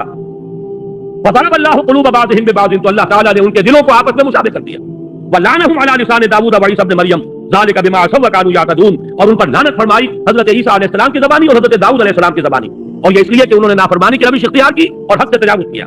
فجلس رسول اللہ صلی اللہ علیہ وسلم وکان متکئا، اس کے بعد حضور اٹھ کر بیٹھ گئے، اس سے پہلے آپ ٹیک لگائے ہوئے تھے، ہو سکتا ہے کوئی تکیہ ہو اس کے سہارے آپ بیٹھے ہوئے تھے، اتنی گفتگو تو آپ نے اس طرح تکیہ لگائے ہوئے، ٹیک لگائے ہوئے فرمائی، لیکن اب یہاں جیسے کہ ایک شخص کو اب جوش آ جاتا ہے، کسی بات پر زور دینا مقصود ہے، اب حضور اٹھ کر بیٹھ گئے اور اب آپ نے فرمایا فقال لا، نہیں ہرگز نہیں، والذی نفسی بیدہ، اس ذات کی قسم ہے جس کے ہاتھ میں میری جان ہے، حتی تاتروہم علی الحق اطرا، تمہاری ذمہ داری اس وقت تک ادا نہیں ہوگی جب تک کہ انہیں زبردستی حق کی طرف موڑ نہ دو۔ یہ ہے حضور صلی اللہ علیہ وسلم کا فرمان جو کہ امام ترمذی لائے۔ اس حدیث سے اب حقیقت واضح ہو گئی، پھر پڑھ لیجئے ان آیات کو، لعن الذین کفروا من بنی اسرائیل علی لسان داؤد وعیسی ابن مریم ذالک بما عصوا وکانوا یعتدون کانوا لا یتناہون عن منکر فعلوہ لبئس ما کانوا یفعلون۔ اب میں یہاں پہ تھوڑا سا اپنے حالات کی طرف اشارہ کر دوں۔ ہمارے اس وقت ظاہر بات ہے کہ سب سے بڑا فرض دین کا علماء اور صلحاء اور صوفیاء جو تزکیہ نفس کی ذمہ داریاں ادا کر رہے ہوں، لوگوں کو اللہ کے ساتھ قرب جو ہے حاصل کرنے کے راستے بتا رہے ہوں، رہنمائی فرما رہے ہوں، ان کا سب سے بڑا فرض یہ ہے نہی عن المنکر، لوگوں کو بدی پر روکیں، ٹوکیں، انہیں منع کریں، ان پر تنقید کریں، اور اگر بات نہ آئے تو ان کے ساتھ اپنا مقاطعہ کریں، ملنا جلنا چھوڑیں، یہ سوشل پریشر ان کے اوپر ڈالیں۔ اور اس وقت جو صورتحال ہے اکثر و بیشتر تو جیسا کہ میں نے عرض کیا ہے، بڑے اہل حق علماء بھی ہیں، دنیا کبھی خالی نہیں ہوئی نہ ہوگی، اس کی ضمانت دی گئی ہے کہ لا یزال فی امتی طائفۃ قائمین علی الحق، حضور نے فرمایا میری امت میں ایک گروہ ہمیشہ حق پر قائم رہے گا، علماء حق سے دنیا خالی نہیں ہوگی۔ لیکن اکثریت کا حال کیا ہے؟ وہ بیچارے ملازم، تنخواہ پر ان کا دار و مدار ہے، پھر یہ کہ ان کے نذرانے، ان کے ہدیے، ان سے تو ان کی معیشت جو ہے وہ نکھرتی ہے، سنورتی ہے، بہتری ان کی زندگی کا جو اسٹیٹس ہے وہ بلند ہوتا ہے، لہذا انہیں روکے اور ٹوکے تو کس طرح؟ اس سے جو اگلا مرحلہ ہے دینی جماعتیں، فعال، میں ان کے بارے میں عرض کر رہا ہوں، سیاست میں، پاور پالیٹکس میں ملوث ہونے کا نتیجہ یہ نکلا ہے، ان کی ساری دوستیاں انہی لوگوں کے ساتھ، انہی کے ولیموں میں شریک نظر آئیں گے، فوٹو کھینچے ہوئے ہوں گے، فلاں بھی بیٹھے ہوئے ہیں اور فلاں جماعت کے لیڈر بھی بیٹھے ہوئے ہیں اور فلاں کے آدمی بھی آئے ہوئے ہیں، اور وہ ولیمے میں جو کچھ ہوا ہے وہ سب کے سامنے، ان لوگوں کا جو رویہ ہے، جو کردار ہے، پوری ہماری اجتماعی زندگی کے اندر جو زہر وہ گھول رہے ہیں، صرف سیاست کے پیش نظر، کسی وقت کسی کی ٹانگ گھسیٹنی ہے، سب جمع ہوگا، اب ان میں کوئی تفریق نہیں ہوگی کہ اس کا نظریہ کیا ہے، اس کا رہن سہن کیا ہے، اس کا تمدن کیا ہے، اس کے ہاں بے پردگی ہے کہ پردہ اختیار کیا ہوا ہے، یہ سارا واکلوہم وشاربوہم، انہی کی ہم جلیسی، انہی کے ساتھ کھانا پینا، سوشل فنکشن میں ان کے ساتھ شرکت، سیاسی اتحادوں میں ان کے ساتھ جمع ہو جانا، یہ ہے در حقیقت وہ طرز عمل جو اس پورے طرز عمل کی بالکل ضد ہے۔ اللہ کی کتاب، اس کے رسول کی سنت، آیات الہی اور حدیث میں اس کی جو شرح آئی وہ میں نے آپ کے سامنے رکھی۔ اپنی طرف سے آج اللہ کے فضل و کرم سے میں بہت کم بیان کر رہا ہوں، میں نے تو وہ آیتیں آپ کو 9 مقامات سے قرآن مجید کی دے دی ہیں جن میں امر بالمعروف و نہی عن المنکر لازم و ملزوم، پھر یہ میں آپ کو بتا رہا ہوں یہ ہے علماء کے کرنے کا کام، یہ ہے صلحاء کا، دینی جماعتوں کے کرنے کا کام، یہ نہیں کریں گے تو لعنت ہوگی، جیسے کہ حضور نے فرمایا پھر اللہ تعالیٰ لازماً تم پر بھی لعنت کرے گا، جیسے کہ اس نے لعنت فرمائی تھی بنی اسرائیل پر۔ اگر تم یہ سمجھ رہے ہو کہ تم محمد کے امتی ہو صلی اللہ علیہ وسلم، انہیں بڑا فخر تھا ہم آدم کی نسل سے ہیں، ہم موسیٰ کے امتی ہیں، ہم تورات کے ماننے والے ہیں، ہم لوگ تو نحن ابناء اللہ و احباؤہ، ہم تو اللہ کے بیٹوں کے مانند ہیں، اس کے بڑے شہید ہیں، لاڈلے۔ لیکن انہی کے بارے میں فرمایا لعن الذین کفروا من بنی اسرائیل علی لسان داؤد وعیسی ابن مریم ذلک بما عصوا وکانوا یعتدون کانوا لا یتناہون عن منکر فعلوہ لبئس ما کانوا یفعلون۔ اب آگے دیکھیے یہ جو بھی کچھ وہ مجلسی روابط ہیں، اب ان کا نقشہ آ رہا ہے، ترا کثیرا منہم، تم دیکھو گے ان میں سے بہتوں کو، یتولون الذین کفروا، دوستی اختیار کرتے ہیں انہی کی جنہوں نے کفر کی روش اختیار کی۔ ان کی مجلسی روابط، ان کا اٹھنا بیٹھنا، ان کی دوستیاں، ان کے سارے جو ہے مشاغل، وہ سب ان کے ساتھ۔ لبئس ما قدمت لهم انفسهم، بہت بری ہے وہ شے جو انہوں نے اپنے لیے آگے بھیجی ہے، یعنی اللہ کے ہاں ان کے طرز عمل کے نتیجے میں ان کے لیے جو کچھ جمع ہو رہا ہے بہت برا ہے۔ اور وہ کیا ہے؟ ان سخط اللہ علیہم، کہ اللہ کا غضب ہے جو ان پر نازل ہوا ہے، وفی العذاب ہم خالدون، اور عذاب میں وہ ہمیشہ ہمیشہ رہیں گے۔ انا للہ و انا الیہ راجعون، یہ عذاب میں خلود کفار کے لیے ہوتا ہے، جو کافر ہو خالص ان کے لیے، لیکن یہاں فرمایا جا رہا ہے ان کے لیے جو ویسے کہنے کو ان کے علماء تھے یہود کے، لیکن جب انہوں نے یہ روش اختیار کی تو فرمایا وفی العذاب ہم خالدون وَلَوْ كَانُوا يُؤْمِنُونَ بِاللَّهِ وَالنَّبِيِّ وَمَا أُنزِلَ إِلَيْهِ، اور اگر وہ واقعتاً ایمان رکھتے ہوتے اللہ پر اور نبی پر اور اس شے پر جو اس پر نازل کی گئی، مَتَّخَذُوهُمْ أَوْلِيَاءَ، وہ انہیں اپنا دوست نہ بناتے، ان کے ساتھ یہ سارے مجلسی روابط استوار نہ کرتے، ان کے ساتھ ہم مجلسی اور ہم پیالہ اور ہم نوالا ہونے کی روش اختیار نہ کرتے، وَلَكِنَّ كَثِيرًا مِّنْهُمْ فَاسِقُونَ، لیکن یہ کہ ان کی اکثریت فساق و فجار پر ہوتا۔ یہ دو مقامات سورہ مائدہ کے میرے آج کے درس کا اصل موضوع، اور یہ حدیث بلکہ دو حدیثیں سمجھیے، ایک ترمذی ایک ابو داؤد، یہ دونوں جو ہے میں ایک بہت بڑا تحفہ ہے جو آپ حضرات کی خدمت میں آج پیش کر رہا ہوں، ان کو پڑھیے، پڑھائیے، لوگوں کو سنائیے، انہیں عام کیجیے۔ اب ذرا دو حدیثیں پڑھ لیجیے جو اسی صفحے پر لکھی ہوئی ہیں، ان کا ذکر بار بار آیا ہے۔ وہ جو آج کتاب کا میں نے عرض کیا ہے میثاق کی شکل میں موجود ہے، جس کے بارے میں میں نے عرض کیا کہ ہر شخص کوشش کرے اس کو لے جائے ضرور، اور آج کی رات ہی پڑھ لے، اس میں بھی ان دونوں حدیثوں کا تذکرہ ہے لیکن متن نہیں ہے، صرف اردو ترجمہ، یہ متن یہاں آپ کو مہیا ہو گیا ہے، اور میثاق میں بھی یہ چاروں صفحات ہم نے لگا دیے ہیں زمینے کے طور پر۔ عن ابی سعید الخدری رضی اللہ عنہ، حضرت ابو سعید خدری رضی اللہ تعالیٰ عنہ سے مروی ہے، قال سمعت رسول اللہ صلی اللہ علیہ وسلم یقول، وہ فرماتے ہیں کہ میں نے سنا خود اپنے کانوں سے محمد رسول اللہ صلی اللہ علیہ وسلم کو فرماتے ہوئے۔ یہ دو حدیثیں جو ہے اس عنوان کے تحت ہیں کہ نہی عن المنکر کی خصوصی اہمیت ہے۔ ان دونوں حدیثوں میں صرف نہی عن المنکر کا ذکر ہے۔ دو مقامات سورہ مائدہ کے جو ہم نے ابھی پڑھے ان میں صرف نہی عن المنکر کا ذکر ہے، امر بالمعروف کا ذکر نہیں آیا، تلقین کا ذکر، وعظ کا ذکر، نصیحت کا ذکر، کچھ نہیں، صرف نہی عن المنکر۔ لولا ينهاهم الربانیون والاحبار، کیوں نہیں روکتے انہیں ان کے علماء اور صوفیاء، اور کانوا لا يتناهون عن منکر فعلوه، وہ نہیں روکتے تھے ایک دوسرے کو منکر سے جو وہ کر رہے تھے۔ دونوں آیتیں، دونوں مقامات بھی اسی پر تھی اور یہ دونوں حدیث اسی پر تھی۔ فرمایا حضور نے من رأى منکم منکرا، جو کوئی بھی تم میں سے کسی منکر کو دیکھے، فلیغیرہ بیدہ، اس کا فرض ہے کہ اسے اپنے ہاتھ سے طاقت سے روکے، بدلے۔ فإن لم يستطع، اگر اس کی طاقت نہ رکھتا ہو، استطاعت نہ رکھتا ہو، فبلسانہ، اپنی زبان سے روکے۔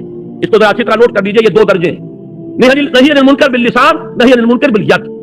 زبان سے روکنا، خدا کے لیے باز آ جاؤ، چھوڑ دو، زبان میں قلم بھی آ جائے گا، آپ کتابیں شائع کریں، رسالے شائع کریں۔ آج وہ زبان کے لیے بہت بڑا ذریعہ جو ہے وہ کیسٹ ہے، ویڈیو کیسٹ ہے، آپ تقریروں کو عام کر سکتے ہیں، گفتگو عام کر سکتے ہیں۔ ایک ہی مقرر کی تقریر آج میں یہاں کر رہا ہوں، کل ہو سکتا ہے اس کا کیسٹ لے کر آپ کوئی ساتھ ہمارے کوئی ساتھی دوست ہے وہ امریکہ پہنچ جائیں گے، ہمیں پتہ نہیں ہوگا یہ کیسٹ پھیل رہا ہوگا، لاکھوں کی تعداد میں اس وقت کیسٹ، اللہ کا فضل ہے۔ میں نے ابھی حال ہی میں حکمت قرآن کا جو 2 مہینے کا شمارہ شائع کیا، جنوری فروری سن 90 کا، اس میں اس دعوت رجوع قرآن کی ایک تاریخ پوری بیان کر دی، وہ بھی میں آپ سے آج خاص طور پر عرض کروں گا جنہیں بھی ہمارے اس کام سے کوئی عملی دلچسپی ہے۔ اگر تو صرف سننے کی حد تک کوئی آپ نے عادت بنا لی ہے تو بات دوسری ہے، کوئی عملی دلچسپی ہے تو ہر شخص پر واجب ہے کہ وہ 2 ماہ کا مشترک شمارہ ضرور پڑھے۔ یہ پوری تاریخ امت کا تعلق قرآن سے کیوں کمزور پڑا، پھر یہ کہ اس کا دوبارہ آغاز کب ہوا ہے، شاہ ولی اللہ دہلوی رحمۃ اللہ علیہ کا کیا مقام ہے، اس کے بعد اب جو تفسیر قرآن کے سلسلے چل رہے ہیں وہ کون کون سے ہیں، ہماری خدمات کیا ہے، انجمن خدام القرآن ہو یا تنظیم اسلامی ہو، یہ ساری ایک داستان جو ہے آپ کو مل جائے گی۔ اور اس وقت اس کو ذہن میرا منتقل اس کی طرف اس لیے ہوا کہ میں نے اس میں لکھا ہے کہ میں مطمئن ہوں، میرے بعد ساتھی تو شاید 20 برس 22 برس کہہ رہے ہیں، مجھے اب 25 برس پورے ہو گئے۔ سن 65 میں اسی شہر کراچی سے منتقل ہو کر لاہور گیا تھا اپنی بات کو وہاں پر اپنے کام کو شروع کرنے کے لیے۔ اب 1990 آ گیا، پورے 25 برس، ربع صدی میری بیت چکی ہے اللہ کے فضل و کرم سے کہ قرآن مجید کا پڑھنا، پڑھانا، سیکھنا، سکھانا، یہی میرا اصل مشغلہ ہے۔ 6 سال اس میں سے ایسے ہیں کہ ساتھ مطلب بھی چل رہا تھا، پریکٹس بھی تھی، 65 سے 71 تک۔ جنوری فروری 71 میں نے طے کیا ہے حرم میں بیٹھ کر کہ اب ہمہ وقت اسی کام کے لیے رہوں گا۔ میں نے مطلب بند کیا، پریکٹس چھوڑی، اور اس وقت کے بعد سے میں کہہ سکتا ہوں میرا کوئی لمحہ بھی فکر معاش میں بسر نہیں، میں نے اپنی ساری توانائی یا قوت اسی کام میں لگائی، اور آج مجھے بڑا اطمینان ہے۔ میرے یہ دروس آپ یہ نہ سمجھیے کہ اس وقت کوئی اگر 700 800 1000 آدمی بیٹھے سن رہے ہیں تو میری بات وہیں تک پہنچ رہی ہے، مجھ پر تو حقیقت منکشف ہوئی ہے۔ قرآن مجید میں جو کہا گیا کہ حضرت ابراہیم کو اللہ نے حکم دیا تھا اذن فی الناس بالحج یاتوک رجالا وعلی کل ضامر یاتین من کل فج عمیق، اے ابراہیم ذرا پکارو تو صحیح حج کے لیے لوگوں کو، تمہاری آواز ہم کہاں کہاں تک پہنچائیں گے تمہیں اندازہ بھی نہیں ہو سکتا۔ اذن فی الناس بالحج یاتوک رجالا وعلی کل ضامر، تم دیکھو گے لوگ چلے آئیں گے، پیدل بھی چلے آئیں گے، اور بڑی لاغر اور کمزور اونٹنیوں پر بھی دور دراز کی وادیوں سے سفر کر کے آئیں گے اور حج کریں گے۔ اللہ تعالیٰ کے اپنے غیر مرئی چینلز ہیں. آج وہ غیر مرئی چینل مرئی ہو کر سامنے آ گئے. لاکھوں کی تعداد میں کیسے تھے جو پہلے میں حیران ہوتا.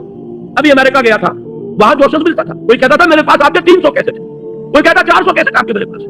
ایک صاحب ملے, انہوں نے بتایا کہ میری زندگی کا مشن یہ بن گیا ہے, حقیقت و اقسام شرک کے 6 کیسے تھے میرے.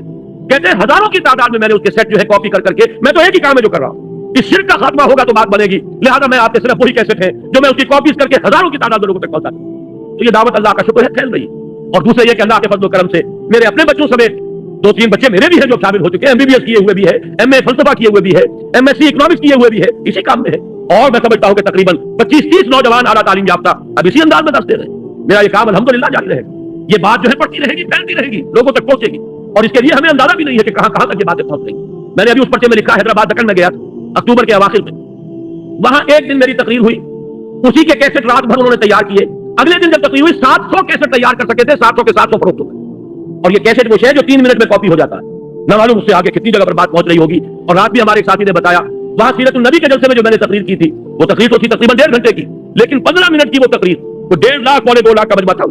اس میں 15 منٹ کی تقریر دوردرشن جو ان کا ٹیلی ویژن ہے پورے انڈیا میں, پورے نیٹ ورک پر 15 منٹ کی تقریر میری جو ہے وہ سنائی گئی ہے بھارت کے اندر. تو یہ بات تو انشاءاللہ پھیلتی رہے گی. میں بوڑھا ہو گیا ہوں, میری علانت کا بھی ذکر کیا گیا, میں علیل رہتا ہوں, اور 2 ہفتے سے شدید درد ہے میرے سیانے میں اور پورے ہاتھ میں, اور بڑی سخت دوائیں کھا کر اس وقت میں یہ سوچ رہا تھا کہ پتہ نہیں گفتگو کر سکوں کہ نہیں کر سکوں.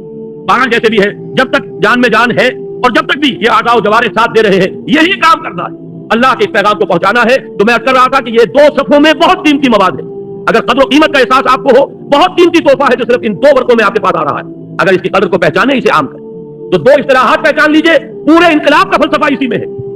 جب تک طاقت نہیں ہے, جب تک تعداد کافی نہیں ہے, منظم تربیت یافتہ لوگوں کی تعداد ابھی اتنی نہیں ہے کہ آپ چیلنج تھرو کر سکیں, نہیں عن المنکر باللسان کرتے رہیں گے, غلط کو غلط کہیں گے, حرام کو حرام کہیں گے. کوئی جمعہ پڑھنا چھوڑتا ہے, چھوڑ جائے, 10 مرتبہ چھوڑ جائے. ہمیں محمد رسول اللہ کا قول پہنچانا ہے. یار ربا 70 جزءاً, سود کے گناہ کے 70 حصے ہیں, ایسرھا اس میں سب سے ہلکا اس کے برابر ہے, ان کے الرجل امہ, کہ کوئی شخص اپنی ماں کے ساتھ زنا کرے. کسی کو نہیں سننا نہ سنے, جمعہ چھوڑ کر چلا جائے. مجھے تعداد کی کوئی فکر نہیں ہوتی, لیکن بات کہنی ہے صحیح. کون راضی ہے کون ناراض, اللہ کا شکر ادا کرتے ہوئے کہہ رہا ہوں. آج تک یہ سوال میرے سامنے کبھی نہیں آیا. میں نے ہر بات کے کہنے سے پہلے یہ ضرور سوچا ہے کہ آیا میرا اللہ اس پر راضی ہوگا یا ناراض, یا یہ سوچا ہے میرا ضمیر مجھے اس کی اجازت دیتا ہے یا نہیں. اس کے سوا تیسری بات کبھی سامنے نہیں. کوئی راضی ہوتا ہو اور ناراض ہوتا ہو, اس کی کوئی پرواہ نہیں. میں نے وہ بات ہر دور میں کہی ہے اور وہی کہہ رہا ہوں. لیکن یہ ہے کہ کوئی انقلابی جدوجہد اس بانی میں کوئی عوامی تحریک برپا کر دوں, اس کا حاصل نہیں, اس لیے کہ ابھی وہ جمعیت بنی نہیں. وہ مضبوط بنیاد مخصوص کمیٹڈ لوگ جو اس سے نکاتی جو لاہے عمل ہے اس پر عمل کر چکے ہوں, جو پہلے خود اپنی زندگی کے اندر حلال و حرام کی پابندی کر رہے ہوں, جو خود دین پر کاربند ہوں, عمل پیرا ہوں, پھر وہ بنیاد مخصوص بنے, منظم ہوں, ڈسپلنڈ ہوں, سب اوقات کا ایک نظم جو اختیار کر چکے ہوں. پھر ہم چیلنج کریں گے, پھر نہیں عن المنکر بالید ہوگا, پھر طاقت سے کہیں گے کہ ابھی ہم نہیں ہونے دیں گے. حدود اللہ کے محافظ بن کر کھڑے ہو جائیں گے. پہلے ہماری جان جائے گی, اس کے بعد اللہ کی حد جو ہے وہ پامال ہو سکے گی, ورنہ وہ ہمارے جیتے جی نہیں ہو سکے گا. ایبدل الدین وانا حی, کیا دین میں تبدیلی کر دی جائے گی اور میں زندہ ہوں. اللہ تعالیٰ ہمیں اس مقام تک پہنچائے, لیکن اس کے لیے طاقت جو محمد رسول اللہ نے پہلے فراہم کی دعوت اور تبلیغ کے ذریعے سے. جب طاقت فراہم ہو گئی تب آپ نے جہاد کیا.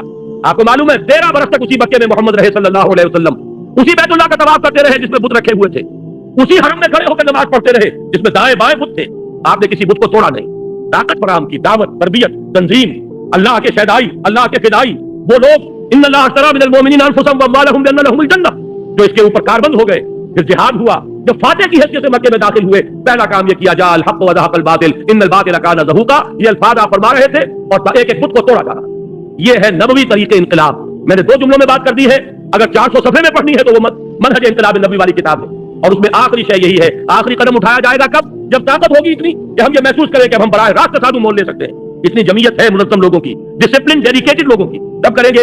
گویا کہ 2 اصطلاحات کے حوالے سے بات سمجھ میں آتی ہے, نہیں عن المنکر باللسان, دعوت, تبلیغ, قلم, کیسٹ, ویڈیو کیسٹ, رسالے, کتابیں, اخبارات, جو بھی آپ کر سکتے ہیں, زبان کا استعمال, قلم کا استعمال, میڈیا کا استعمال, اس کے ذریعے سے نہیں عن المنکر باللسان. لیکن ایک تنظیم تیار کیجئے, قوت فراہم کیجئے, ایدو لہم مستطعتم, جب طاقت ہو تو پھر کہیے گا کہ اب نہیں ہونے دیں گے. یہ ہوگا نہیں عن المنکر بالید, طاقت کے ساتھ. تو فرمایا حضرت ابو سعید خدری نے رضی اللہ تعالیٰ عنہ کہ ارشاد فرمایا محمد رسول اللہ نے, میں نے خود سنا, فرماتے حضرت ابو سعید خدری, میں نے سنا محمد رسول اللہ کو فرماتے ہوئے, من رأى منکم منکرا فلیغیرہ بیدہ, تم میں سے جو شخص کسی منکر کو دیکھے اس کا فرض ہے کہ اسے طاقت سے روک دے. فإن لم يستطع, اگر اس کی طاقت نہ رکھتا ہو جو ہماری اس وقت کی حالت ہے, فبلسانہ, تو اپنی زبان سے, فإن لم يستطع فبقلبہ, اگر یہ بھی نہیں تو دل کے اندر ایک صدمہ اور رنج اور دکھ, ایک یہ قلب تو ہو. فرمایا وذالک ضعف الایمان, یہ ایمان کا کمزور ترین درجہ ہے. इसी हदीस को, ये मुस्लिम शरीफ की रिवायत है। अब देखिए दूसरी रिवायत हजरत अब्दुल्लाह इब्न मसऊद से, ये बड़ी अहम हदीस है। मैं इसके हवाले से एक बड़ा अहम मसला बयान करूंगा जो इससे पहले मैंने अर्ज नहीं किया कभी। ये अब्दुल्लाह इब्न मसऊद से रिवायत है रज़ी अल्लाह तआला अन्हु अन्ना रसूलुल्लाह सल्लल्लाहु अलैहि वसल्लम क़ाल, या हुजूर ने इरशाद फरमाया, मा मिन नबिय्यिन बअसहुल्लाहु फी उम्मतिन क़ब्ली, कोई नबी ऐसे नहीं गुजरे जिन्हें मुझसे पहले अल्लाह ने किसी उम्मत में मबूस किया हो, इल्ला कान लहू मिन उम्मतिही हवारियून व असहाबुन, मगर यह कि उनके लिए उनकी उम्मत में से कुछ लोग निकलते थे जो उनके हवारी और असहाब होते थे। हजरत ईसा के ज़मन में आपने हवारियून का लफ्ज़ सुना है, और हुजूर के लिए सहाबा, ये दोनों लफ्ज़ जमा कर दिए हुजूर ने। हवारी और असहाब होते थे। अब नोट कीजिए वो करते क्या थे हवारी और असहाब, याखुज़ून बिसुन्नतिही व यक़्तदून बिअमरिही, बहुत प्यारे अल्फाज। उन हवारीन और असहाब का काम यह था कि वो अपने नबी की सुन्नत को मजबूती से पकड़ते थे और उनके हुक्म के मुताबिक चलते थे, इक्तिदा करते थे, पैरवी करते थे। जैसे नमाज में एक इमाम होता है, एक मुक्तदी होता है, मुक्तदी जो है पैरवी करता है इमाम की, व यक़्तदून बिअमरिही, इक्तिदा करते थे उनके हुक्म का। सुम्मा इन्नहा तख़लुफ़ु मिन बादिहिम ख़ुलूफ़ुन, फिर यह कि हमेशा ऐसा होता रहा कि बाद में ऐसे नाखलफ लोग आ जाते थे, जैसे हम हैं, जैसे आज की उम्मत मुस्लिमा है, ऐसे नाखलफ लोग। वो क्या करते थे, यहां भी दो चीजें लाए सल्लल्लाहु अलैहि वसल्लम, यक़ूलून मा ला यफ़अलून, जो कहते थे जो करते नहीं थे, व यफ़अलून मा ला युमरून, और करते वो थे जिसका उन्हें हुक्म नहीं हुआ। बिदअत है, नई नई रसूमात है, नई नई चीजें हैं जो इजाद कर ली गई है, जिनका हुक्म अल्लाह की किताब में नहीं, उसके रसूल की सुन्नत में नहीं, सहाबा के तर्ज अमल में नहीं, और कौल जो है बड़ा ऊंचा, यक़ूलून मा ला यफ़अलून, वो जो सूरह सब में फरमाया गया, लिमा तक़ूलून मा ला तफ़अलून, ऐ मुसलमानों क्यों कहते हो जो करते नहीं। तो कहने में क्या जाता है, हुजूर के इश्क के दावे कीजिए, इश्क रसूल के लिए बड़ी लंबी चौड़ी नाते पढ़ लीजिए, क्या क्या, कुछ भी नहीं। तो कौल जो है वो तो आसान है, यक़ूलून मा ला यफ़अलून व यफ़अलून मा ला युमरून, और करते वो थे जिसका हुक्म नहीं था। अब आपने फरमाया फमन जाहदहुम बियदिही फहुव मोमिनुन, तो जो शख्स ऐसे लोगों के साथ जिहाद करेगा अपने हाथ से वो मोमिन है।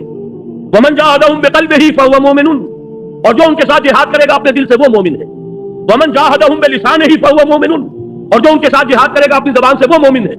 वलैसा वरा ज़ालिका मिनल ईमान हब्बतु खरदल, और इसके बाद तो ईमान राई के दाने के बराबर भी नहीं, एहसास ही नहीं रहा।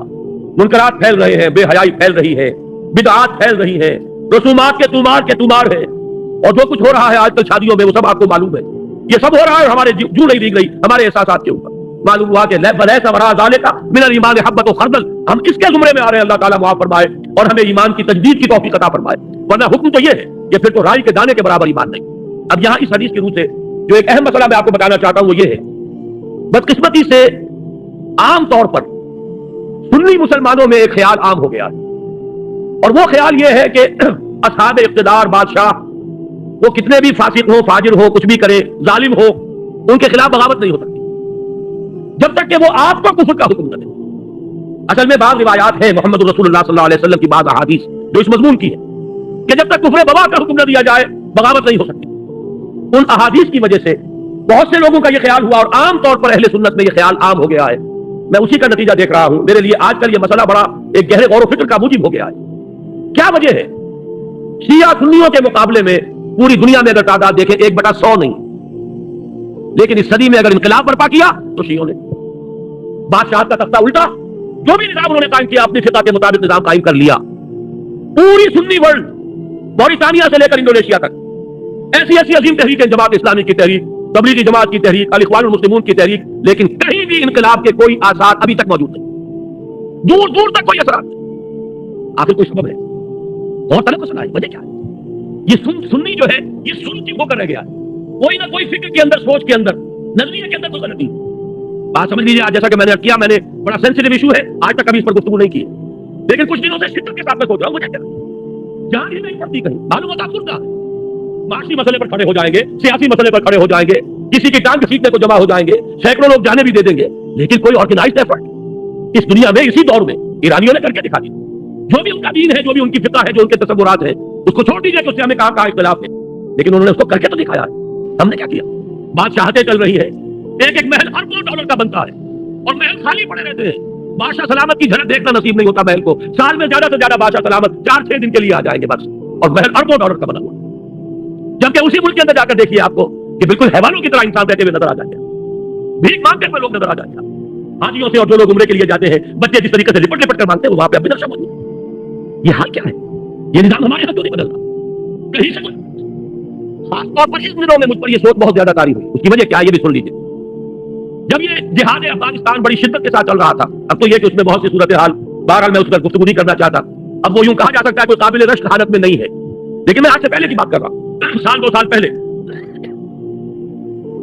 روسیوں کے وہاں جانے سے پہلے جو شکل تھی، اس وقت ایک بات متواتر سننے میں آ رہی تھی کہ جہاد افغانستان کا فال آؤٹ، یہ جو ترکستانی ریاستیں ہیں رشیا کی، USSR کی، یہ سمرقند اور بخارا، یہ ریاستیں، ان میں بڑے اثرات پھیل رہے ہیں اس کے، ان میں اسلامی جذبات، دینی جذبات زندہ ہو رہے ہیں، اور انشاءاللہ روس کو لینے کے دینے پڑ جائیں گے، اور افغانستان میں جو کچھ اس نے کیا ہے اس کے نتیجے میں ان تمام ریاستوں میں بغاوت ہو جائے گی۔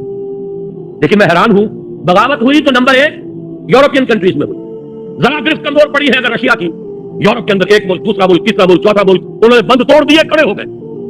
پھر یہ کہ روس کی جو اپنی ریاستیں ہیں بالٹک اسٹیٹس کے اندر، لوتھیانا وغیرہ کے اندر بغاوت ہو گئی، جا کر گورباچوف نے معافیاں مانگی ہے، خوشامدیں کی ہے، خدا کے لیے ہم روسی دستور کے اندر سیشن کے لیے پروویژن پیدا کر دیتے ہیں، اس وقت جو ہے علیحدہ ہو، آئندہ کے کسی مرحلے کے لیے باقاعدہ ہم دستوری راستہ کھول دیں گے، لیکن کہ نہیں، اس کے بعد اگر کوئی بغاوت ہوئی تو آذربائیجان میں ہوئی ہے جہاں شیعہ مسلمان آباد، یہ سنی ساری ریاستیں سن پڑی ہوئی ہیں، ابھی تک کوئی خبر نہیں ہے کہیں سے، نہ سمرقند سے نہ بخارا سے، کہیں سے کوئی خبر، کوئی حرکت نہیں۔ اس کی وجہ یہی ہے، میں نے جہاں تک غور کیا، سنی اسلام میں کچھ علماء نے اس خیال کو عام کر دیا ہے کہ حاکموں کے خلاف بغاوت نہیں ہو سکتی، حاکم چاہے کیسا بھی ہو، جب تک کفر کا حکم آپ کو نہیں دیتا آپ بغاوت نہیں کرتے، وہ اپنے محل میں شراب نوشی کرتا ہو، بدماشی کرتا ہو، کرتا رہے، لیکن بغاوت صرف اس وقت ہوگی جب آپ کو کفر کا حکم دے۔ اس خیال نے سنی کانسیپٹ جو ہے اس کے اندر ایک طرح کا پیسو انداز پیدا کر دیا ہے، وہ ایکٹیو انداز جو چیلنج کرنے والا انداز ہے وہ آج ہمیں پورے سنی ورلڈ میں کہیں نظر نہیں آتا۔ حالانکہ اب نوٹ کیجئے یہ حدیث بھی تو موجود ہے، من جاہدہم بیدہ فہو مومن،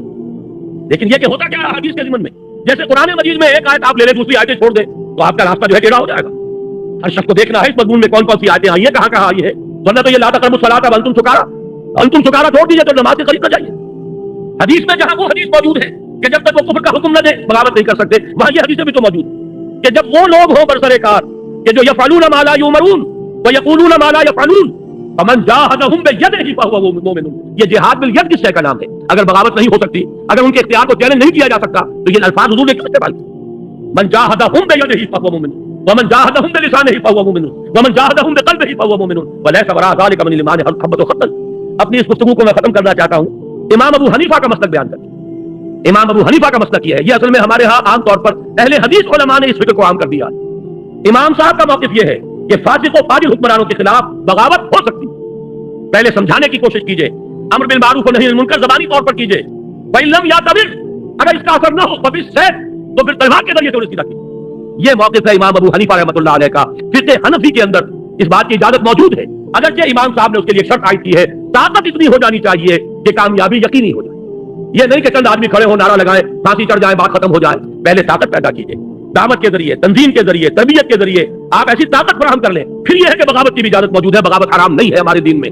یہ بات جو ہے اس حدیث کے حوالے سے نوٹ کر لیجئے، اور یہ کہ امام ابو حنیفہ رحمۃ اللہ علیہ کا وہ موقف ہے، عام طور پر بعض احادیث کے ذریعے سے اور بعض احادیث کے حوالے سے، خاص طور پر اہل حدیث علماء نے جس چیز کو عام کر دیا ہے وہ در حقیقت کوئی متفق علیہ چیز نہیں ہے ہمارے ہاں، بلکہ امام ابو حنیفہ کا موقف یہ کتاب و سنت سے اقرب ہے، نزدیک تر ہے، اور یہ حدیث آج آپ کے پاس متن اس کا موجود ہے، آپ اس کو لے جائیے، غور کیجئے، سوچئے، گفتگو کیجئے کہ جب یہ صورت پیدا ہو جائے کہ یقولون ما لا یفعلون ویفعلون ما لا یؤمرون، جب ایسے لوگ ہوں جو کہتے کچھ اور ہو کرتے کچھ اور ہو، کرتے وہ ہو جس کا حکم نہ ملا ہو، تو فرمایا فمن جاہدہم بیدہ فہو مومن ومن جاہدہم بلسانہ فہو مومن ومن جاہدہم بقلبہ فہو مومن ولیس وراء ذلک من الایمان حبۃ خردل۔ اب 2 آیتیں چھوٹی رہ گئی، ان کو بھی پڑھ لیجئے۔ یہ میرے اس عنوان کا جو دوسرا حصہ تھا، عذاب الہی سے نجات کی راہ، یہ آج کی گفتگو کا آخری موضوع ہے۔ 2 مقامات میں نے نقل کیے ہیں جن سے واضح ہوتا ہے کہ جب کسی قوم پر اللہ کی طرف سے عذاب آتا ہے، اس عذاب سے بچائے صرف وہ لوگ جاتے ہیں جو نہی عن المنکر کا فریضہ آخری وقت تک سر انجام دیں، ورنہ گیہوں کے ساتھ گھل بھی پس جاتا۔ سورہ انفال میں فرمایا گیا واتقوا فتنة لا تصيبن الذين ظلموا منكم خاصة، لوگوں بچو، ڈرو اللہ کے اس عذاب سے جو تم میں سے صرف ان لوگوں کو اپنی لپیٹ میں نہیں لے گا جو بدکار تھے، بلکہ جب عذاب قوم پر آتا ہے تو جیسے آپ محاورے میں کہتے ہیں گیہوں کے ساتھ گھل پس جاتا ہے، دوسرے لوگ بھی کہ جو اس حرام خوری میں ملوث نہیں ہے وہ بھی لپیٹ میں آ جاتے ہیں۔ ضمانت صرف ان کو بچاؤ کی ہے۔ 2 آیتیں ابھی آ رہی ہیں جو اس نہی عن المنکر کے فریضے کو آخری وقت تک سر انجام دیتے رہے۔ پہلی آیت جو ہے یہ سورہ ہود کی ہے، آیت نمبر 116، فلولا كان من القرون من قبلكم اولو بقية ينهون عن الفساد في الارض الا قليلا ممن انجينا منهم، کیوں نہ ایسا ہوا کہ تم سے پہلے جو قومیں جنہوں نے زمین میں فساد مچایا ان میں سے کچھ ایسے لوگ ہوتے جن میں خیر کا اثر باقی رہ گیا تھا، اولو بقیۃ، کہ وہ فساد سے روکتے رہتے، نہیں کرتے رہتے، منع کرتے رہتے، نہی عن المنکر کا فریضہ سر انجام دیتے رہتے، لیکن نہیں ہوئے مگر چند تھوڑے سے جنہیں ہم نے نجات دے دی، جنہوں نے یہ شرط پوری کی کہ آخری دم تک نہی عن المنکر کا کام کرتے رہے، اللہ نے انہیں بچا لیا۔ لیکن جن لوگوں نے یہ شرط پوری نہیں کی وہ اسی عذاب معذب قوم کے ساتھ ان کو بھی لپیٹ میں لے لیا۔ اگلا ٹکڑا اس آیت کا بڑا عجیب ہے۔ اس وقت کا بھی اگر آپ اپنا معاشرہ دیکھیں، سرمایہ داروں کے اللے تللے، ان کی شادیاں اور ان کی تقریبات اور اس کے اندر دولت کا جو ظہور ہے اور جس طریقے سے اسراف اور تبذیر ہو رہی ہے، فرمایا وَاتَّبَعَ الَّذِينَ ظَلَمُوا مَا أُتْرِفُوا فِيهِ وَكَانُوا مُجْرِمِينَ۔ وہ لوگ جنہوں نے غلط روش اختیار کی تھی وہ تو انہی چیزوں کے پیچھے لگے رہے جس میں انہیں دولت اور ثروت حاصل ہوئی، دن رات اسی کی فکر ہے، اسی کی سوچ ہے۔ اترفو کہتے ہیں مرفہ الحال لوگ جو ہیں، جنہیں دولت ملی انہی کے اندر لگے ہوئے ہیں پورا وقت، پوری زندگی، تمام توانائیاں، تمام قوتیں، تمام صلاحیتیں۔ وَاتَّبَعَ الَّذِينَ ظَلَمُوا مَا أُتْرِفُوا فِيهِ وَكَانُوا مُجْرِمِينَ، اور وہ سب مجرم تھے اور اسی جرم کی پاداش میں ان پر اللہ کا عذاب آئے۔ بہرحال اس وقت بھی پوری آیت کا درس دینا مقصود نہیں، صرف حوالہ کس اعتبار سے ہے؟ ممن انجینا منہم الا قلیلا ممن انجینا منہم، بہت ہی قلیل تعداد میں وہ لوگ تھے جو برائی سے روکتے رہے، انہیں ہم نے نجات دے دی۔ دوسری یہ سورہ اعراف کی آیت نمبر 165 ہے۔ یہ وہ اصحاب سبت کا مشہور واقعہ، یہود کا ایک قبیلہ جو سمندر کے ساحل پر آباد تھا، اور سبت کا قانون توڑنے کے لیے انہوں نے یہ ایک ہیلا بنا لیا تھا کہ ہفتے کے روز پکڑتے تو نہیں تھے مچھلیاں، لیکن سارا دن کھدائی کرنے میں لگے رہتے تھے، ساحل کے ساتھ ساتھ بڑے بڑے گڑھے بنا لیتے تھے، ان میں پانی لے آتے تھے سمندر کا، ان میں مچھلیاں بھی آ جاتی تھی، اتوار کو جا کے پکڑ لیتے تھے۔ گویا کہ اصل مقصد جو تھا سبت کے قانون کا وہ تو یہ تھا کہ اللہ کی یاد کریں، کوئی ذکر کریں، کوئی اللہ کی کتاب کا مطالعہ کریں، کوئی عبادت کریں، لیکن لگے تو رہے دنیا کے دھندے میں، لیکن قانونی طور پر ہیلا یہ کر لیا مچھلی ہم نے پکڑی نہیں، مچھلی تو اتوار کو پکڑی۔ تو وہ قوم 3 حصوں میں تقسیم ہو گئی۔ ایک وہ لوگ تھے کہ جو یہ جرم کر رہے تھے، ایک وہ لوگ تھے جو جرم تو نہیں کر رہے تھے لیکن روکتے بھی نہیں تھے، ایک وہ تھے جو خود بھی بچے ہوئے تھے اللہ کے فضل و کرم سے، اور جو غلط کار تھے انہیں روکتے ٹوکتے بھی رہے۔ اس سے پہلی آیت جو ہے آیت نمبر 164، ان میں ان دوسرے لوگوں کا قول آیا ہے، لِمَ تَعِظُونَ قَوْمًا الَّذِينَ اللَّهُ مُهْلِكُهُمْ، اللہ تعالیٰ تو اب ان کو ہلاک کر کے رہے گا، یہ قوم اب بعد آنے والی نہیں ہے، تم خود اپنے آپ کو کیوں ہلکان کر رہے ہو، کیوں ان کے پیچھے لگے ہوئے ہو، اپنی توانائیاں ضائع کر رہے ہو، اب یہ تو ہلاک ہو کر رہے ہیں۔ ان کا جواب تھا مَعْذِرَةً إِلَىٰ رَبِّكُمْ وَلَعَلَّهُمْ يَتَّقُونَ، ہمیں تو اللہ کی جناب میں معذرت پیش کرنی ہے، نہ عذر پیش کرنا ہے کہ اللہ ہم آخری وقت تک روکتے رہے۔ اور پھر یہ کیسے کہہ سکتے ہو یہ نہیں مانیں گے، یہ تو غیب کا علم ہے، کیا پتا اللہ کسی کے دل میں تو تقویٰ پیدا کر دے، خوف پیدا کر دے۔ بڑے بڑے لوگ ہیں جن کی زندگیوں میں تبدیلیاں آ جاتی ہیں، اچانک آ جاتی ہیں، تو کیا جب کہ اللہ تعالیٰ ان کو تقویٰ کی روش سے نواز ہی دے۔ اب اس کے بعد فرمایا فلما نسوا ما ذکروا بہ، جب انہوں نے نظر انداز کر دیا ساری نصیحت کو اور سارا جو بھی ان تک نہی عن المنکر کا فریضہ سر انجام دیا جا رہا تھا، ان کے کانوں پر جون نہ رینگی، انجینا الذین ینہون عن السوء، ہم نے بچا لیا ان لوگوں کو جو برائی سے روکتے رہے تھے، واخذنا الذین ظلموا بعذاب بئیس بما کانوا یفسقون، اور جو لوگ فسق و فجور میں مبتلا تھے انہیں ہم نے پکڑ لیا ایک بہت برے عذاب۔ یہ 2 مقامات ہیں جن میں ضمانت ملتی ہے صرف ان لوگوں کو بچانے کی جو نہی عن المنکر کا فریضہ آخری وقت تک سر انجام دیتے رہے، پتہ نظر اس سے اس کا اثر ہو یا نہ ہو، لوگ مانے نہ مانے، انہیں اپنا فرض ادا کرنا ہے، معذرۃ الی ربکم ولعلہم یرجعون۔ اب ان 2 وقتوں میں صرف ایک حدیث اور رہ گئی ہے، اس کو پڑھ لیجئے اور پھر میری آج کی گفتگو ختم ہو جائے گی۔ جو کچھ بات کہی گئی ہے اللہ تعالیٰ اس کا صحیح فہم عطا فرمائے، اس پر عمل کی توفیق عطا فرمائے۔ اور جیسا کہ میں نے عرض کیا ہے، یہ تازہ فروری کا نصاب جو آیا ہے، خاص طور پر ہوائی جہاز سے میں نے منگوایا ہے آج، اس کو تو میں چاہتا ہوں کہ آپ میں سے کوئی صاحب بھی ایسے نہ ہو جو لیے بغیر جائیں۔ مزید جو حضرات اس پوری دعوت اور تحریک کو سمجھنا چاہتے ہیں، دعوت رجوع القرآن، شاید وہ پرچے موجود ہے، مجھے معلوم نہیں کہ ہے یا نہیں، لیکن حکمت قرآن کا جنوری فروری کا شمارہ بعد میں وہ کتابی شکل میں بھی آ جائے گا جلدی، لیکن آخری حدیث میں آپ کو سنا رہا ہوں، یہ صفحہ 3 پر نیچے درج ہے۔ عن حذیفہ رضی اللہ عنہ النبی صلی اللہ علیہ وسلم قال، حضرت حذیفہ سے مروی ہے، وہ روایت کر رہے ہیں محمد رسول اللہ صلی اللہ علیہ وسلم سے کہ انہوں نے فرمایا، حذیفہ کون ہے؟ حضرت حذیفہ کا نام پڑ گیا تھا صاحب سر النبی، نبی کے رازدان، نبی کا ایک راز ہے ان کے پاس، اس لیے کہ حضور نے کچھ منافقوں کے نام انہیں بتا دیے تھے، نام بنام، فلاں شخص فلاں شخص فلاں شخص فلاں شخص، یہ منافق، لیکن یہ کہہ دیا تھا کہ حذیفہ یہ میرا ایک راز ہے، اس کو کسی کو بتانا نہیں، اس لیے کہ نفاق کا حضور نے کبھی پردہ چاک نہیں فرمایا کسی شخص کا، یہاں تک کہ عبداللہ ابن ابی کی نماز جنازہ بھی پڑھا دی جو کہ منافقین کا سردار تھا۔ میرے دروس میں یہ مضمون بڑی تفصیل سے آ چکا ہے، اسلامی ریاست میں کیٹیگریز 2 ہی ہیں، مسلم اور غیر مسلم، باقی یہ کہ منافق وہ قانونی طور پر مسلمان ہی شمار ہوتا۔ بہرحال حضور نے چونکہ نام بتا دیے تھے لیکن روک دیا کہ بتانے نہیں، اس لیے ان کا نام پڑ گیا صاحب سر النبی۔ اور یہ بھی یاد آ گیا تو سنا ہی دوں، حضرت عمر نے ایک مرتبہ ان سے فرمایا، یا حذیفہ تو انشدک باللہ، اے حذیفہ میں تمہیں اللہ کی قسم دے کر پوچھ رہا ہوں، کہیں میرا نام تو ان میں نہیں تھا۔ اس درجے احساس ہے حضرت عمر کو رضی اللہ تعالیٰ عنہ، اور اس درجے ہم بے پرواہ، ہم کہاں نفاق کہاں۔ عمر کو اپنے بارے میں اندیشہ ہے نفاق کا، لیکن ہمیں کوئی اندیشہ نہیں۔ وہ حضرت حذیفہ ہیں، فرما رہے ہیں حضور نے ارشاد فرمایا، یہ میرے اس درس کا یوں سمجھیے کہ اب آخری جملہ ہے، والذی نفسی بیدہ، لوگوں کان کھول کر سن لو، میں اس ذات کی قسم کھا کر کہہ رہا ہوں جس کے ہاتھ میں میری جان ہے، یہ الفاظ محمد رسول اللہ صلی اللہ علیہ وسلم، वल्लज़ी नफ़्सी बियदिही लतअमुरुन्न बिल मारूफ व तनहउन्न अनिल मुनकर, तुम्हें लाज़िमन नेकी का हुक्म देना होगा और तुम्हें लाज़िमन बदी से रोकना होगा। औ लयुशकन्नल्लाहु अन यबअस अलैकुम इक़ाबन, वरना फिर इसका अंदेशा है शदीद कि अल्लाह ताला तुम पर एक बड़ा शदीद अज़ाब भेजेगा। तुम तदऊनहु फला युस्तजाबु लकुम, फिर तुम उसे पुकारोगे, दुआएं करोगे, गिड़गिड़ाओगे और तुम्हारी दुआ कबूल नहीं होगी। रवाहु तिर्मिज़ी व क़ाल हदीसुन हसन, इसे रिवायत किया इमाम तिर्मिज़ी ने, फरमाया हदीस हसन। ये है सबब, दुआएं करते रहिए। फितने फैल रहे हैं, आग भड़क रही है, अमन व अमान खत्म हो चुका है, रात की चैन, दिन का इत्मीनान रुखसत है। ज़ाहरल फसादु फिल बर्रि वल बहर, लेकिन कभी ये नहीं सोचते कि ये अजाब है। इस अजाब से बचने का रास्ता कौन सा है? आज के दर्स का हासिल ये है, इस अजाब से बचने की एक राह है नहीं अनिल मुनकर, उसका कम से कम दर्जा बिल लिसान, और जिद्दोजहद की जाए कि ऐसी जमीयत क़ुव्वत फराहम की जाए जो नहीं अनिल मुनकर बिल यद का फरीदा अंजाम दे सके। यही दो काम है जो हम कर रहे हैं, कुरान की दावत व तबलीग, तालीम व ताल्लुम, और फिर तंजीम इस्लामी के नाम से एक क़ुव्वत फराहम करने की कोशिश। अल्लाह ताला को जैसे कुछ मंजूर होगा, जब मंजूर होगा उसके नताइज ज़ाहिर हो जाएंगे, हमें इसकी फिक्र नहीं है। कम से कम क़ालू माज़रतन इला रब्बिकुम व लअल्लहुम यत्तक़ून, अल्लाह की जनाब में एक माज़रत पेश करने के काबिल हो जाए। और फिर क्या अजब, क्या पता कल की किसे खबर है।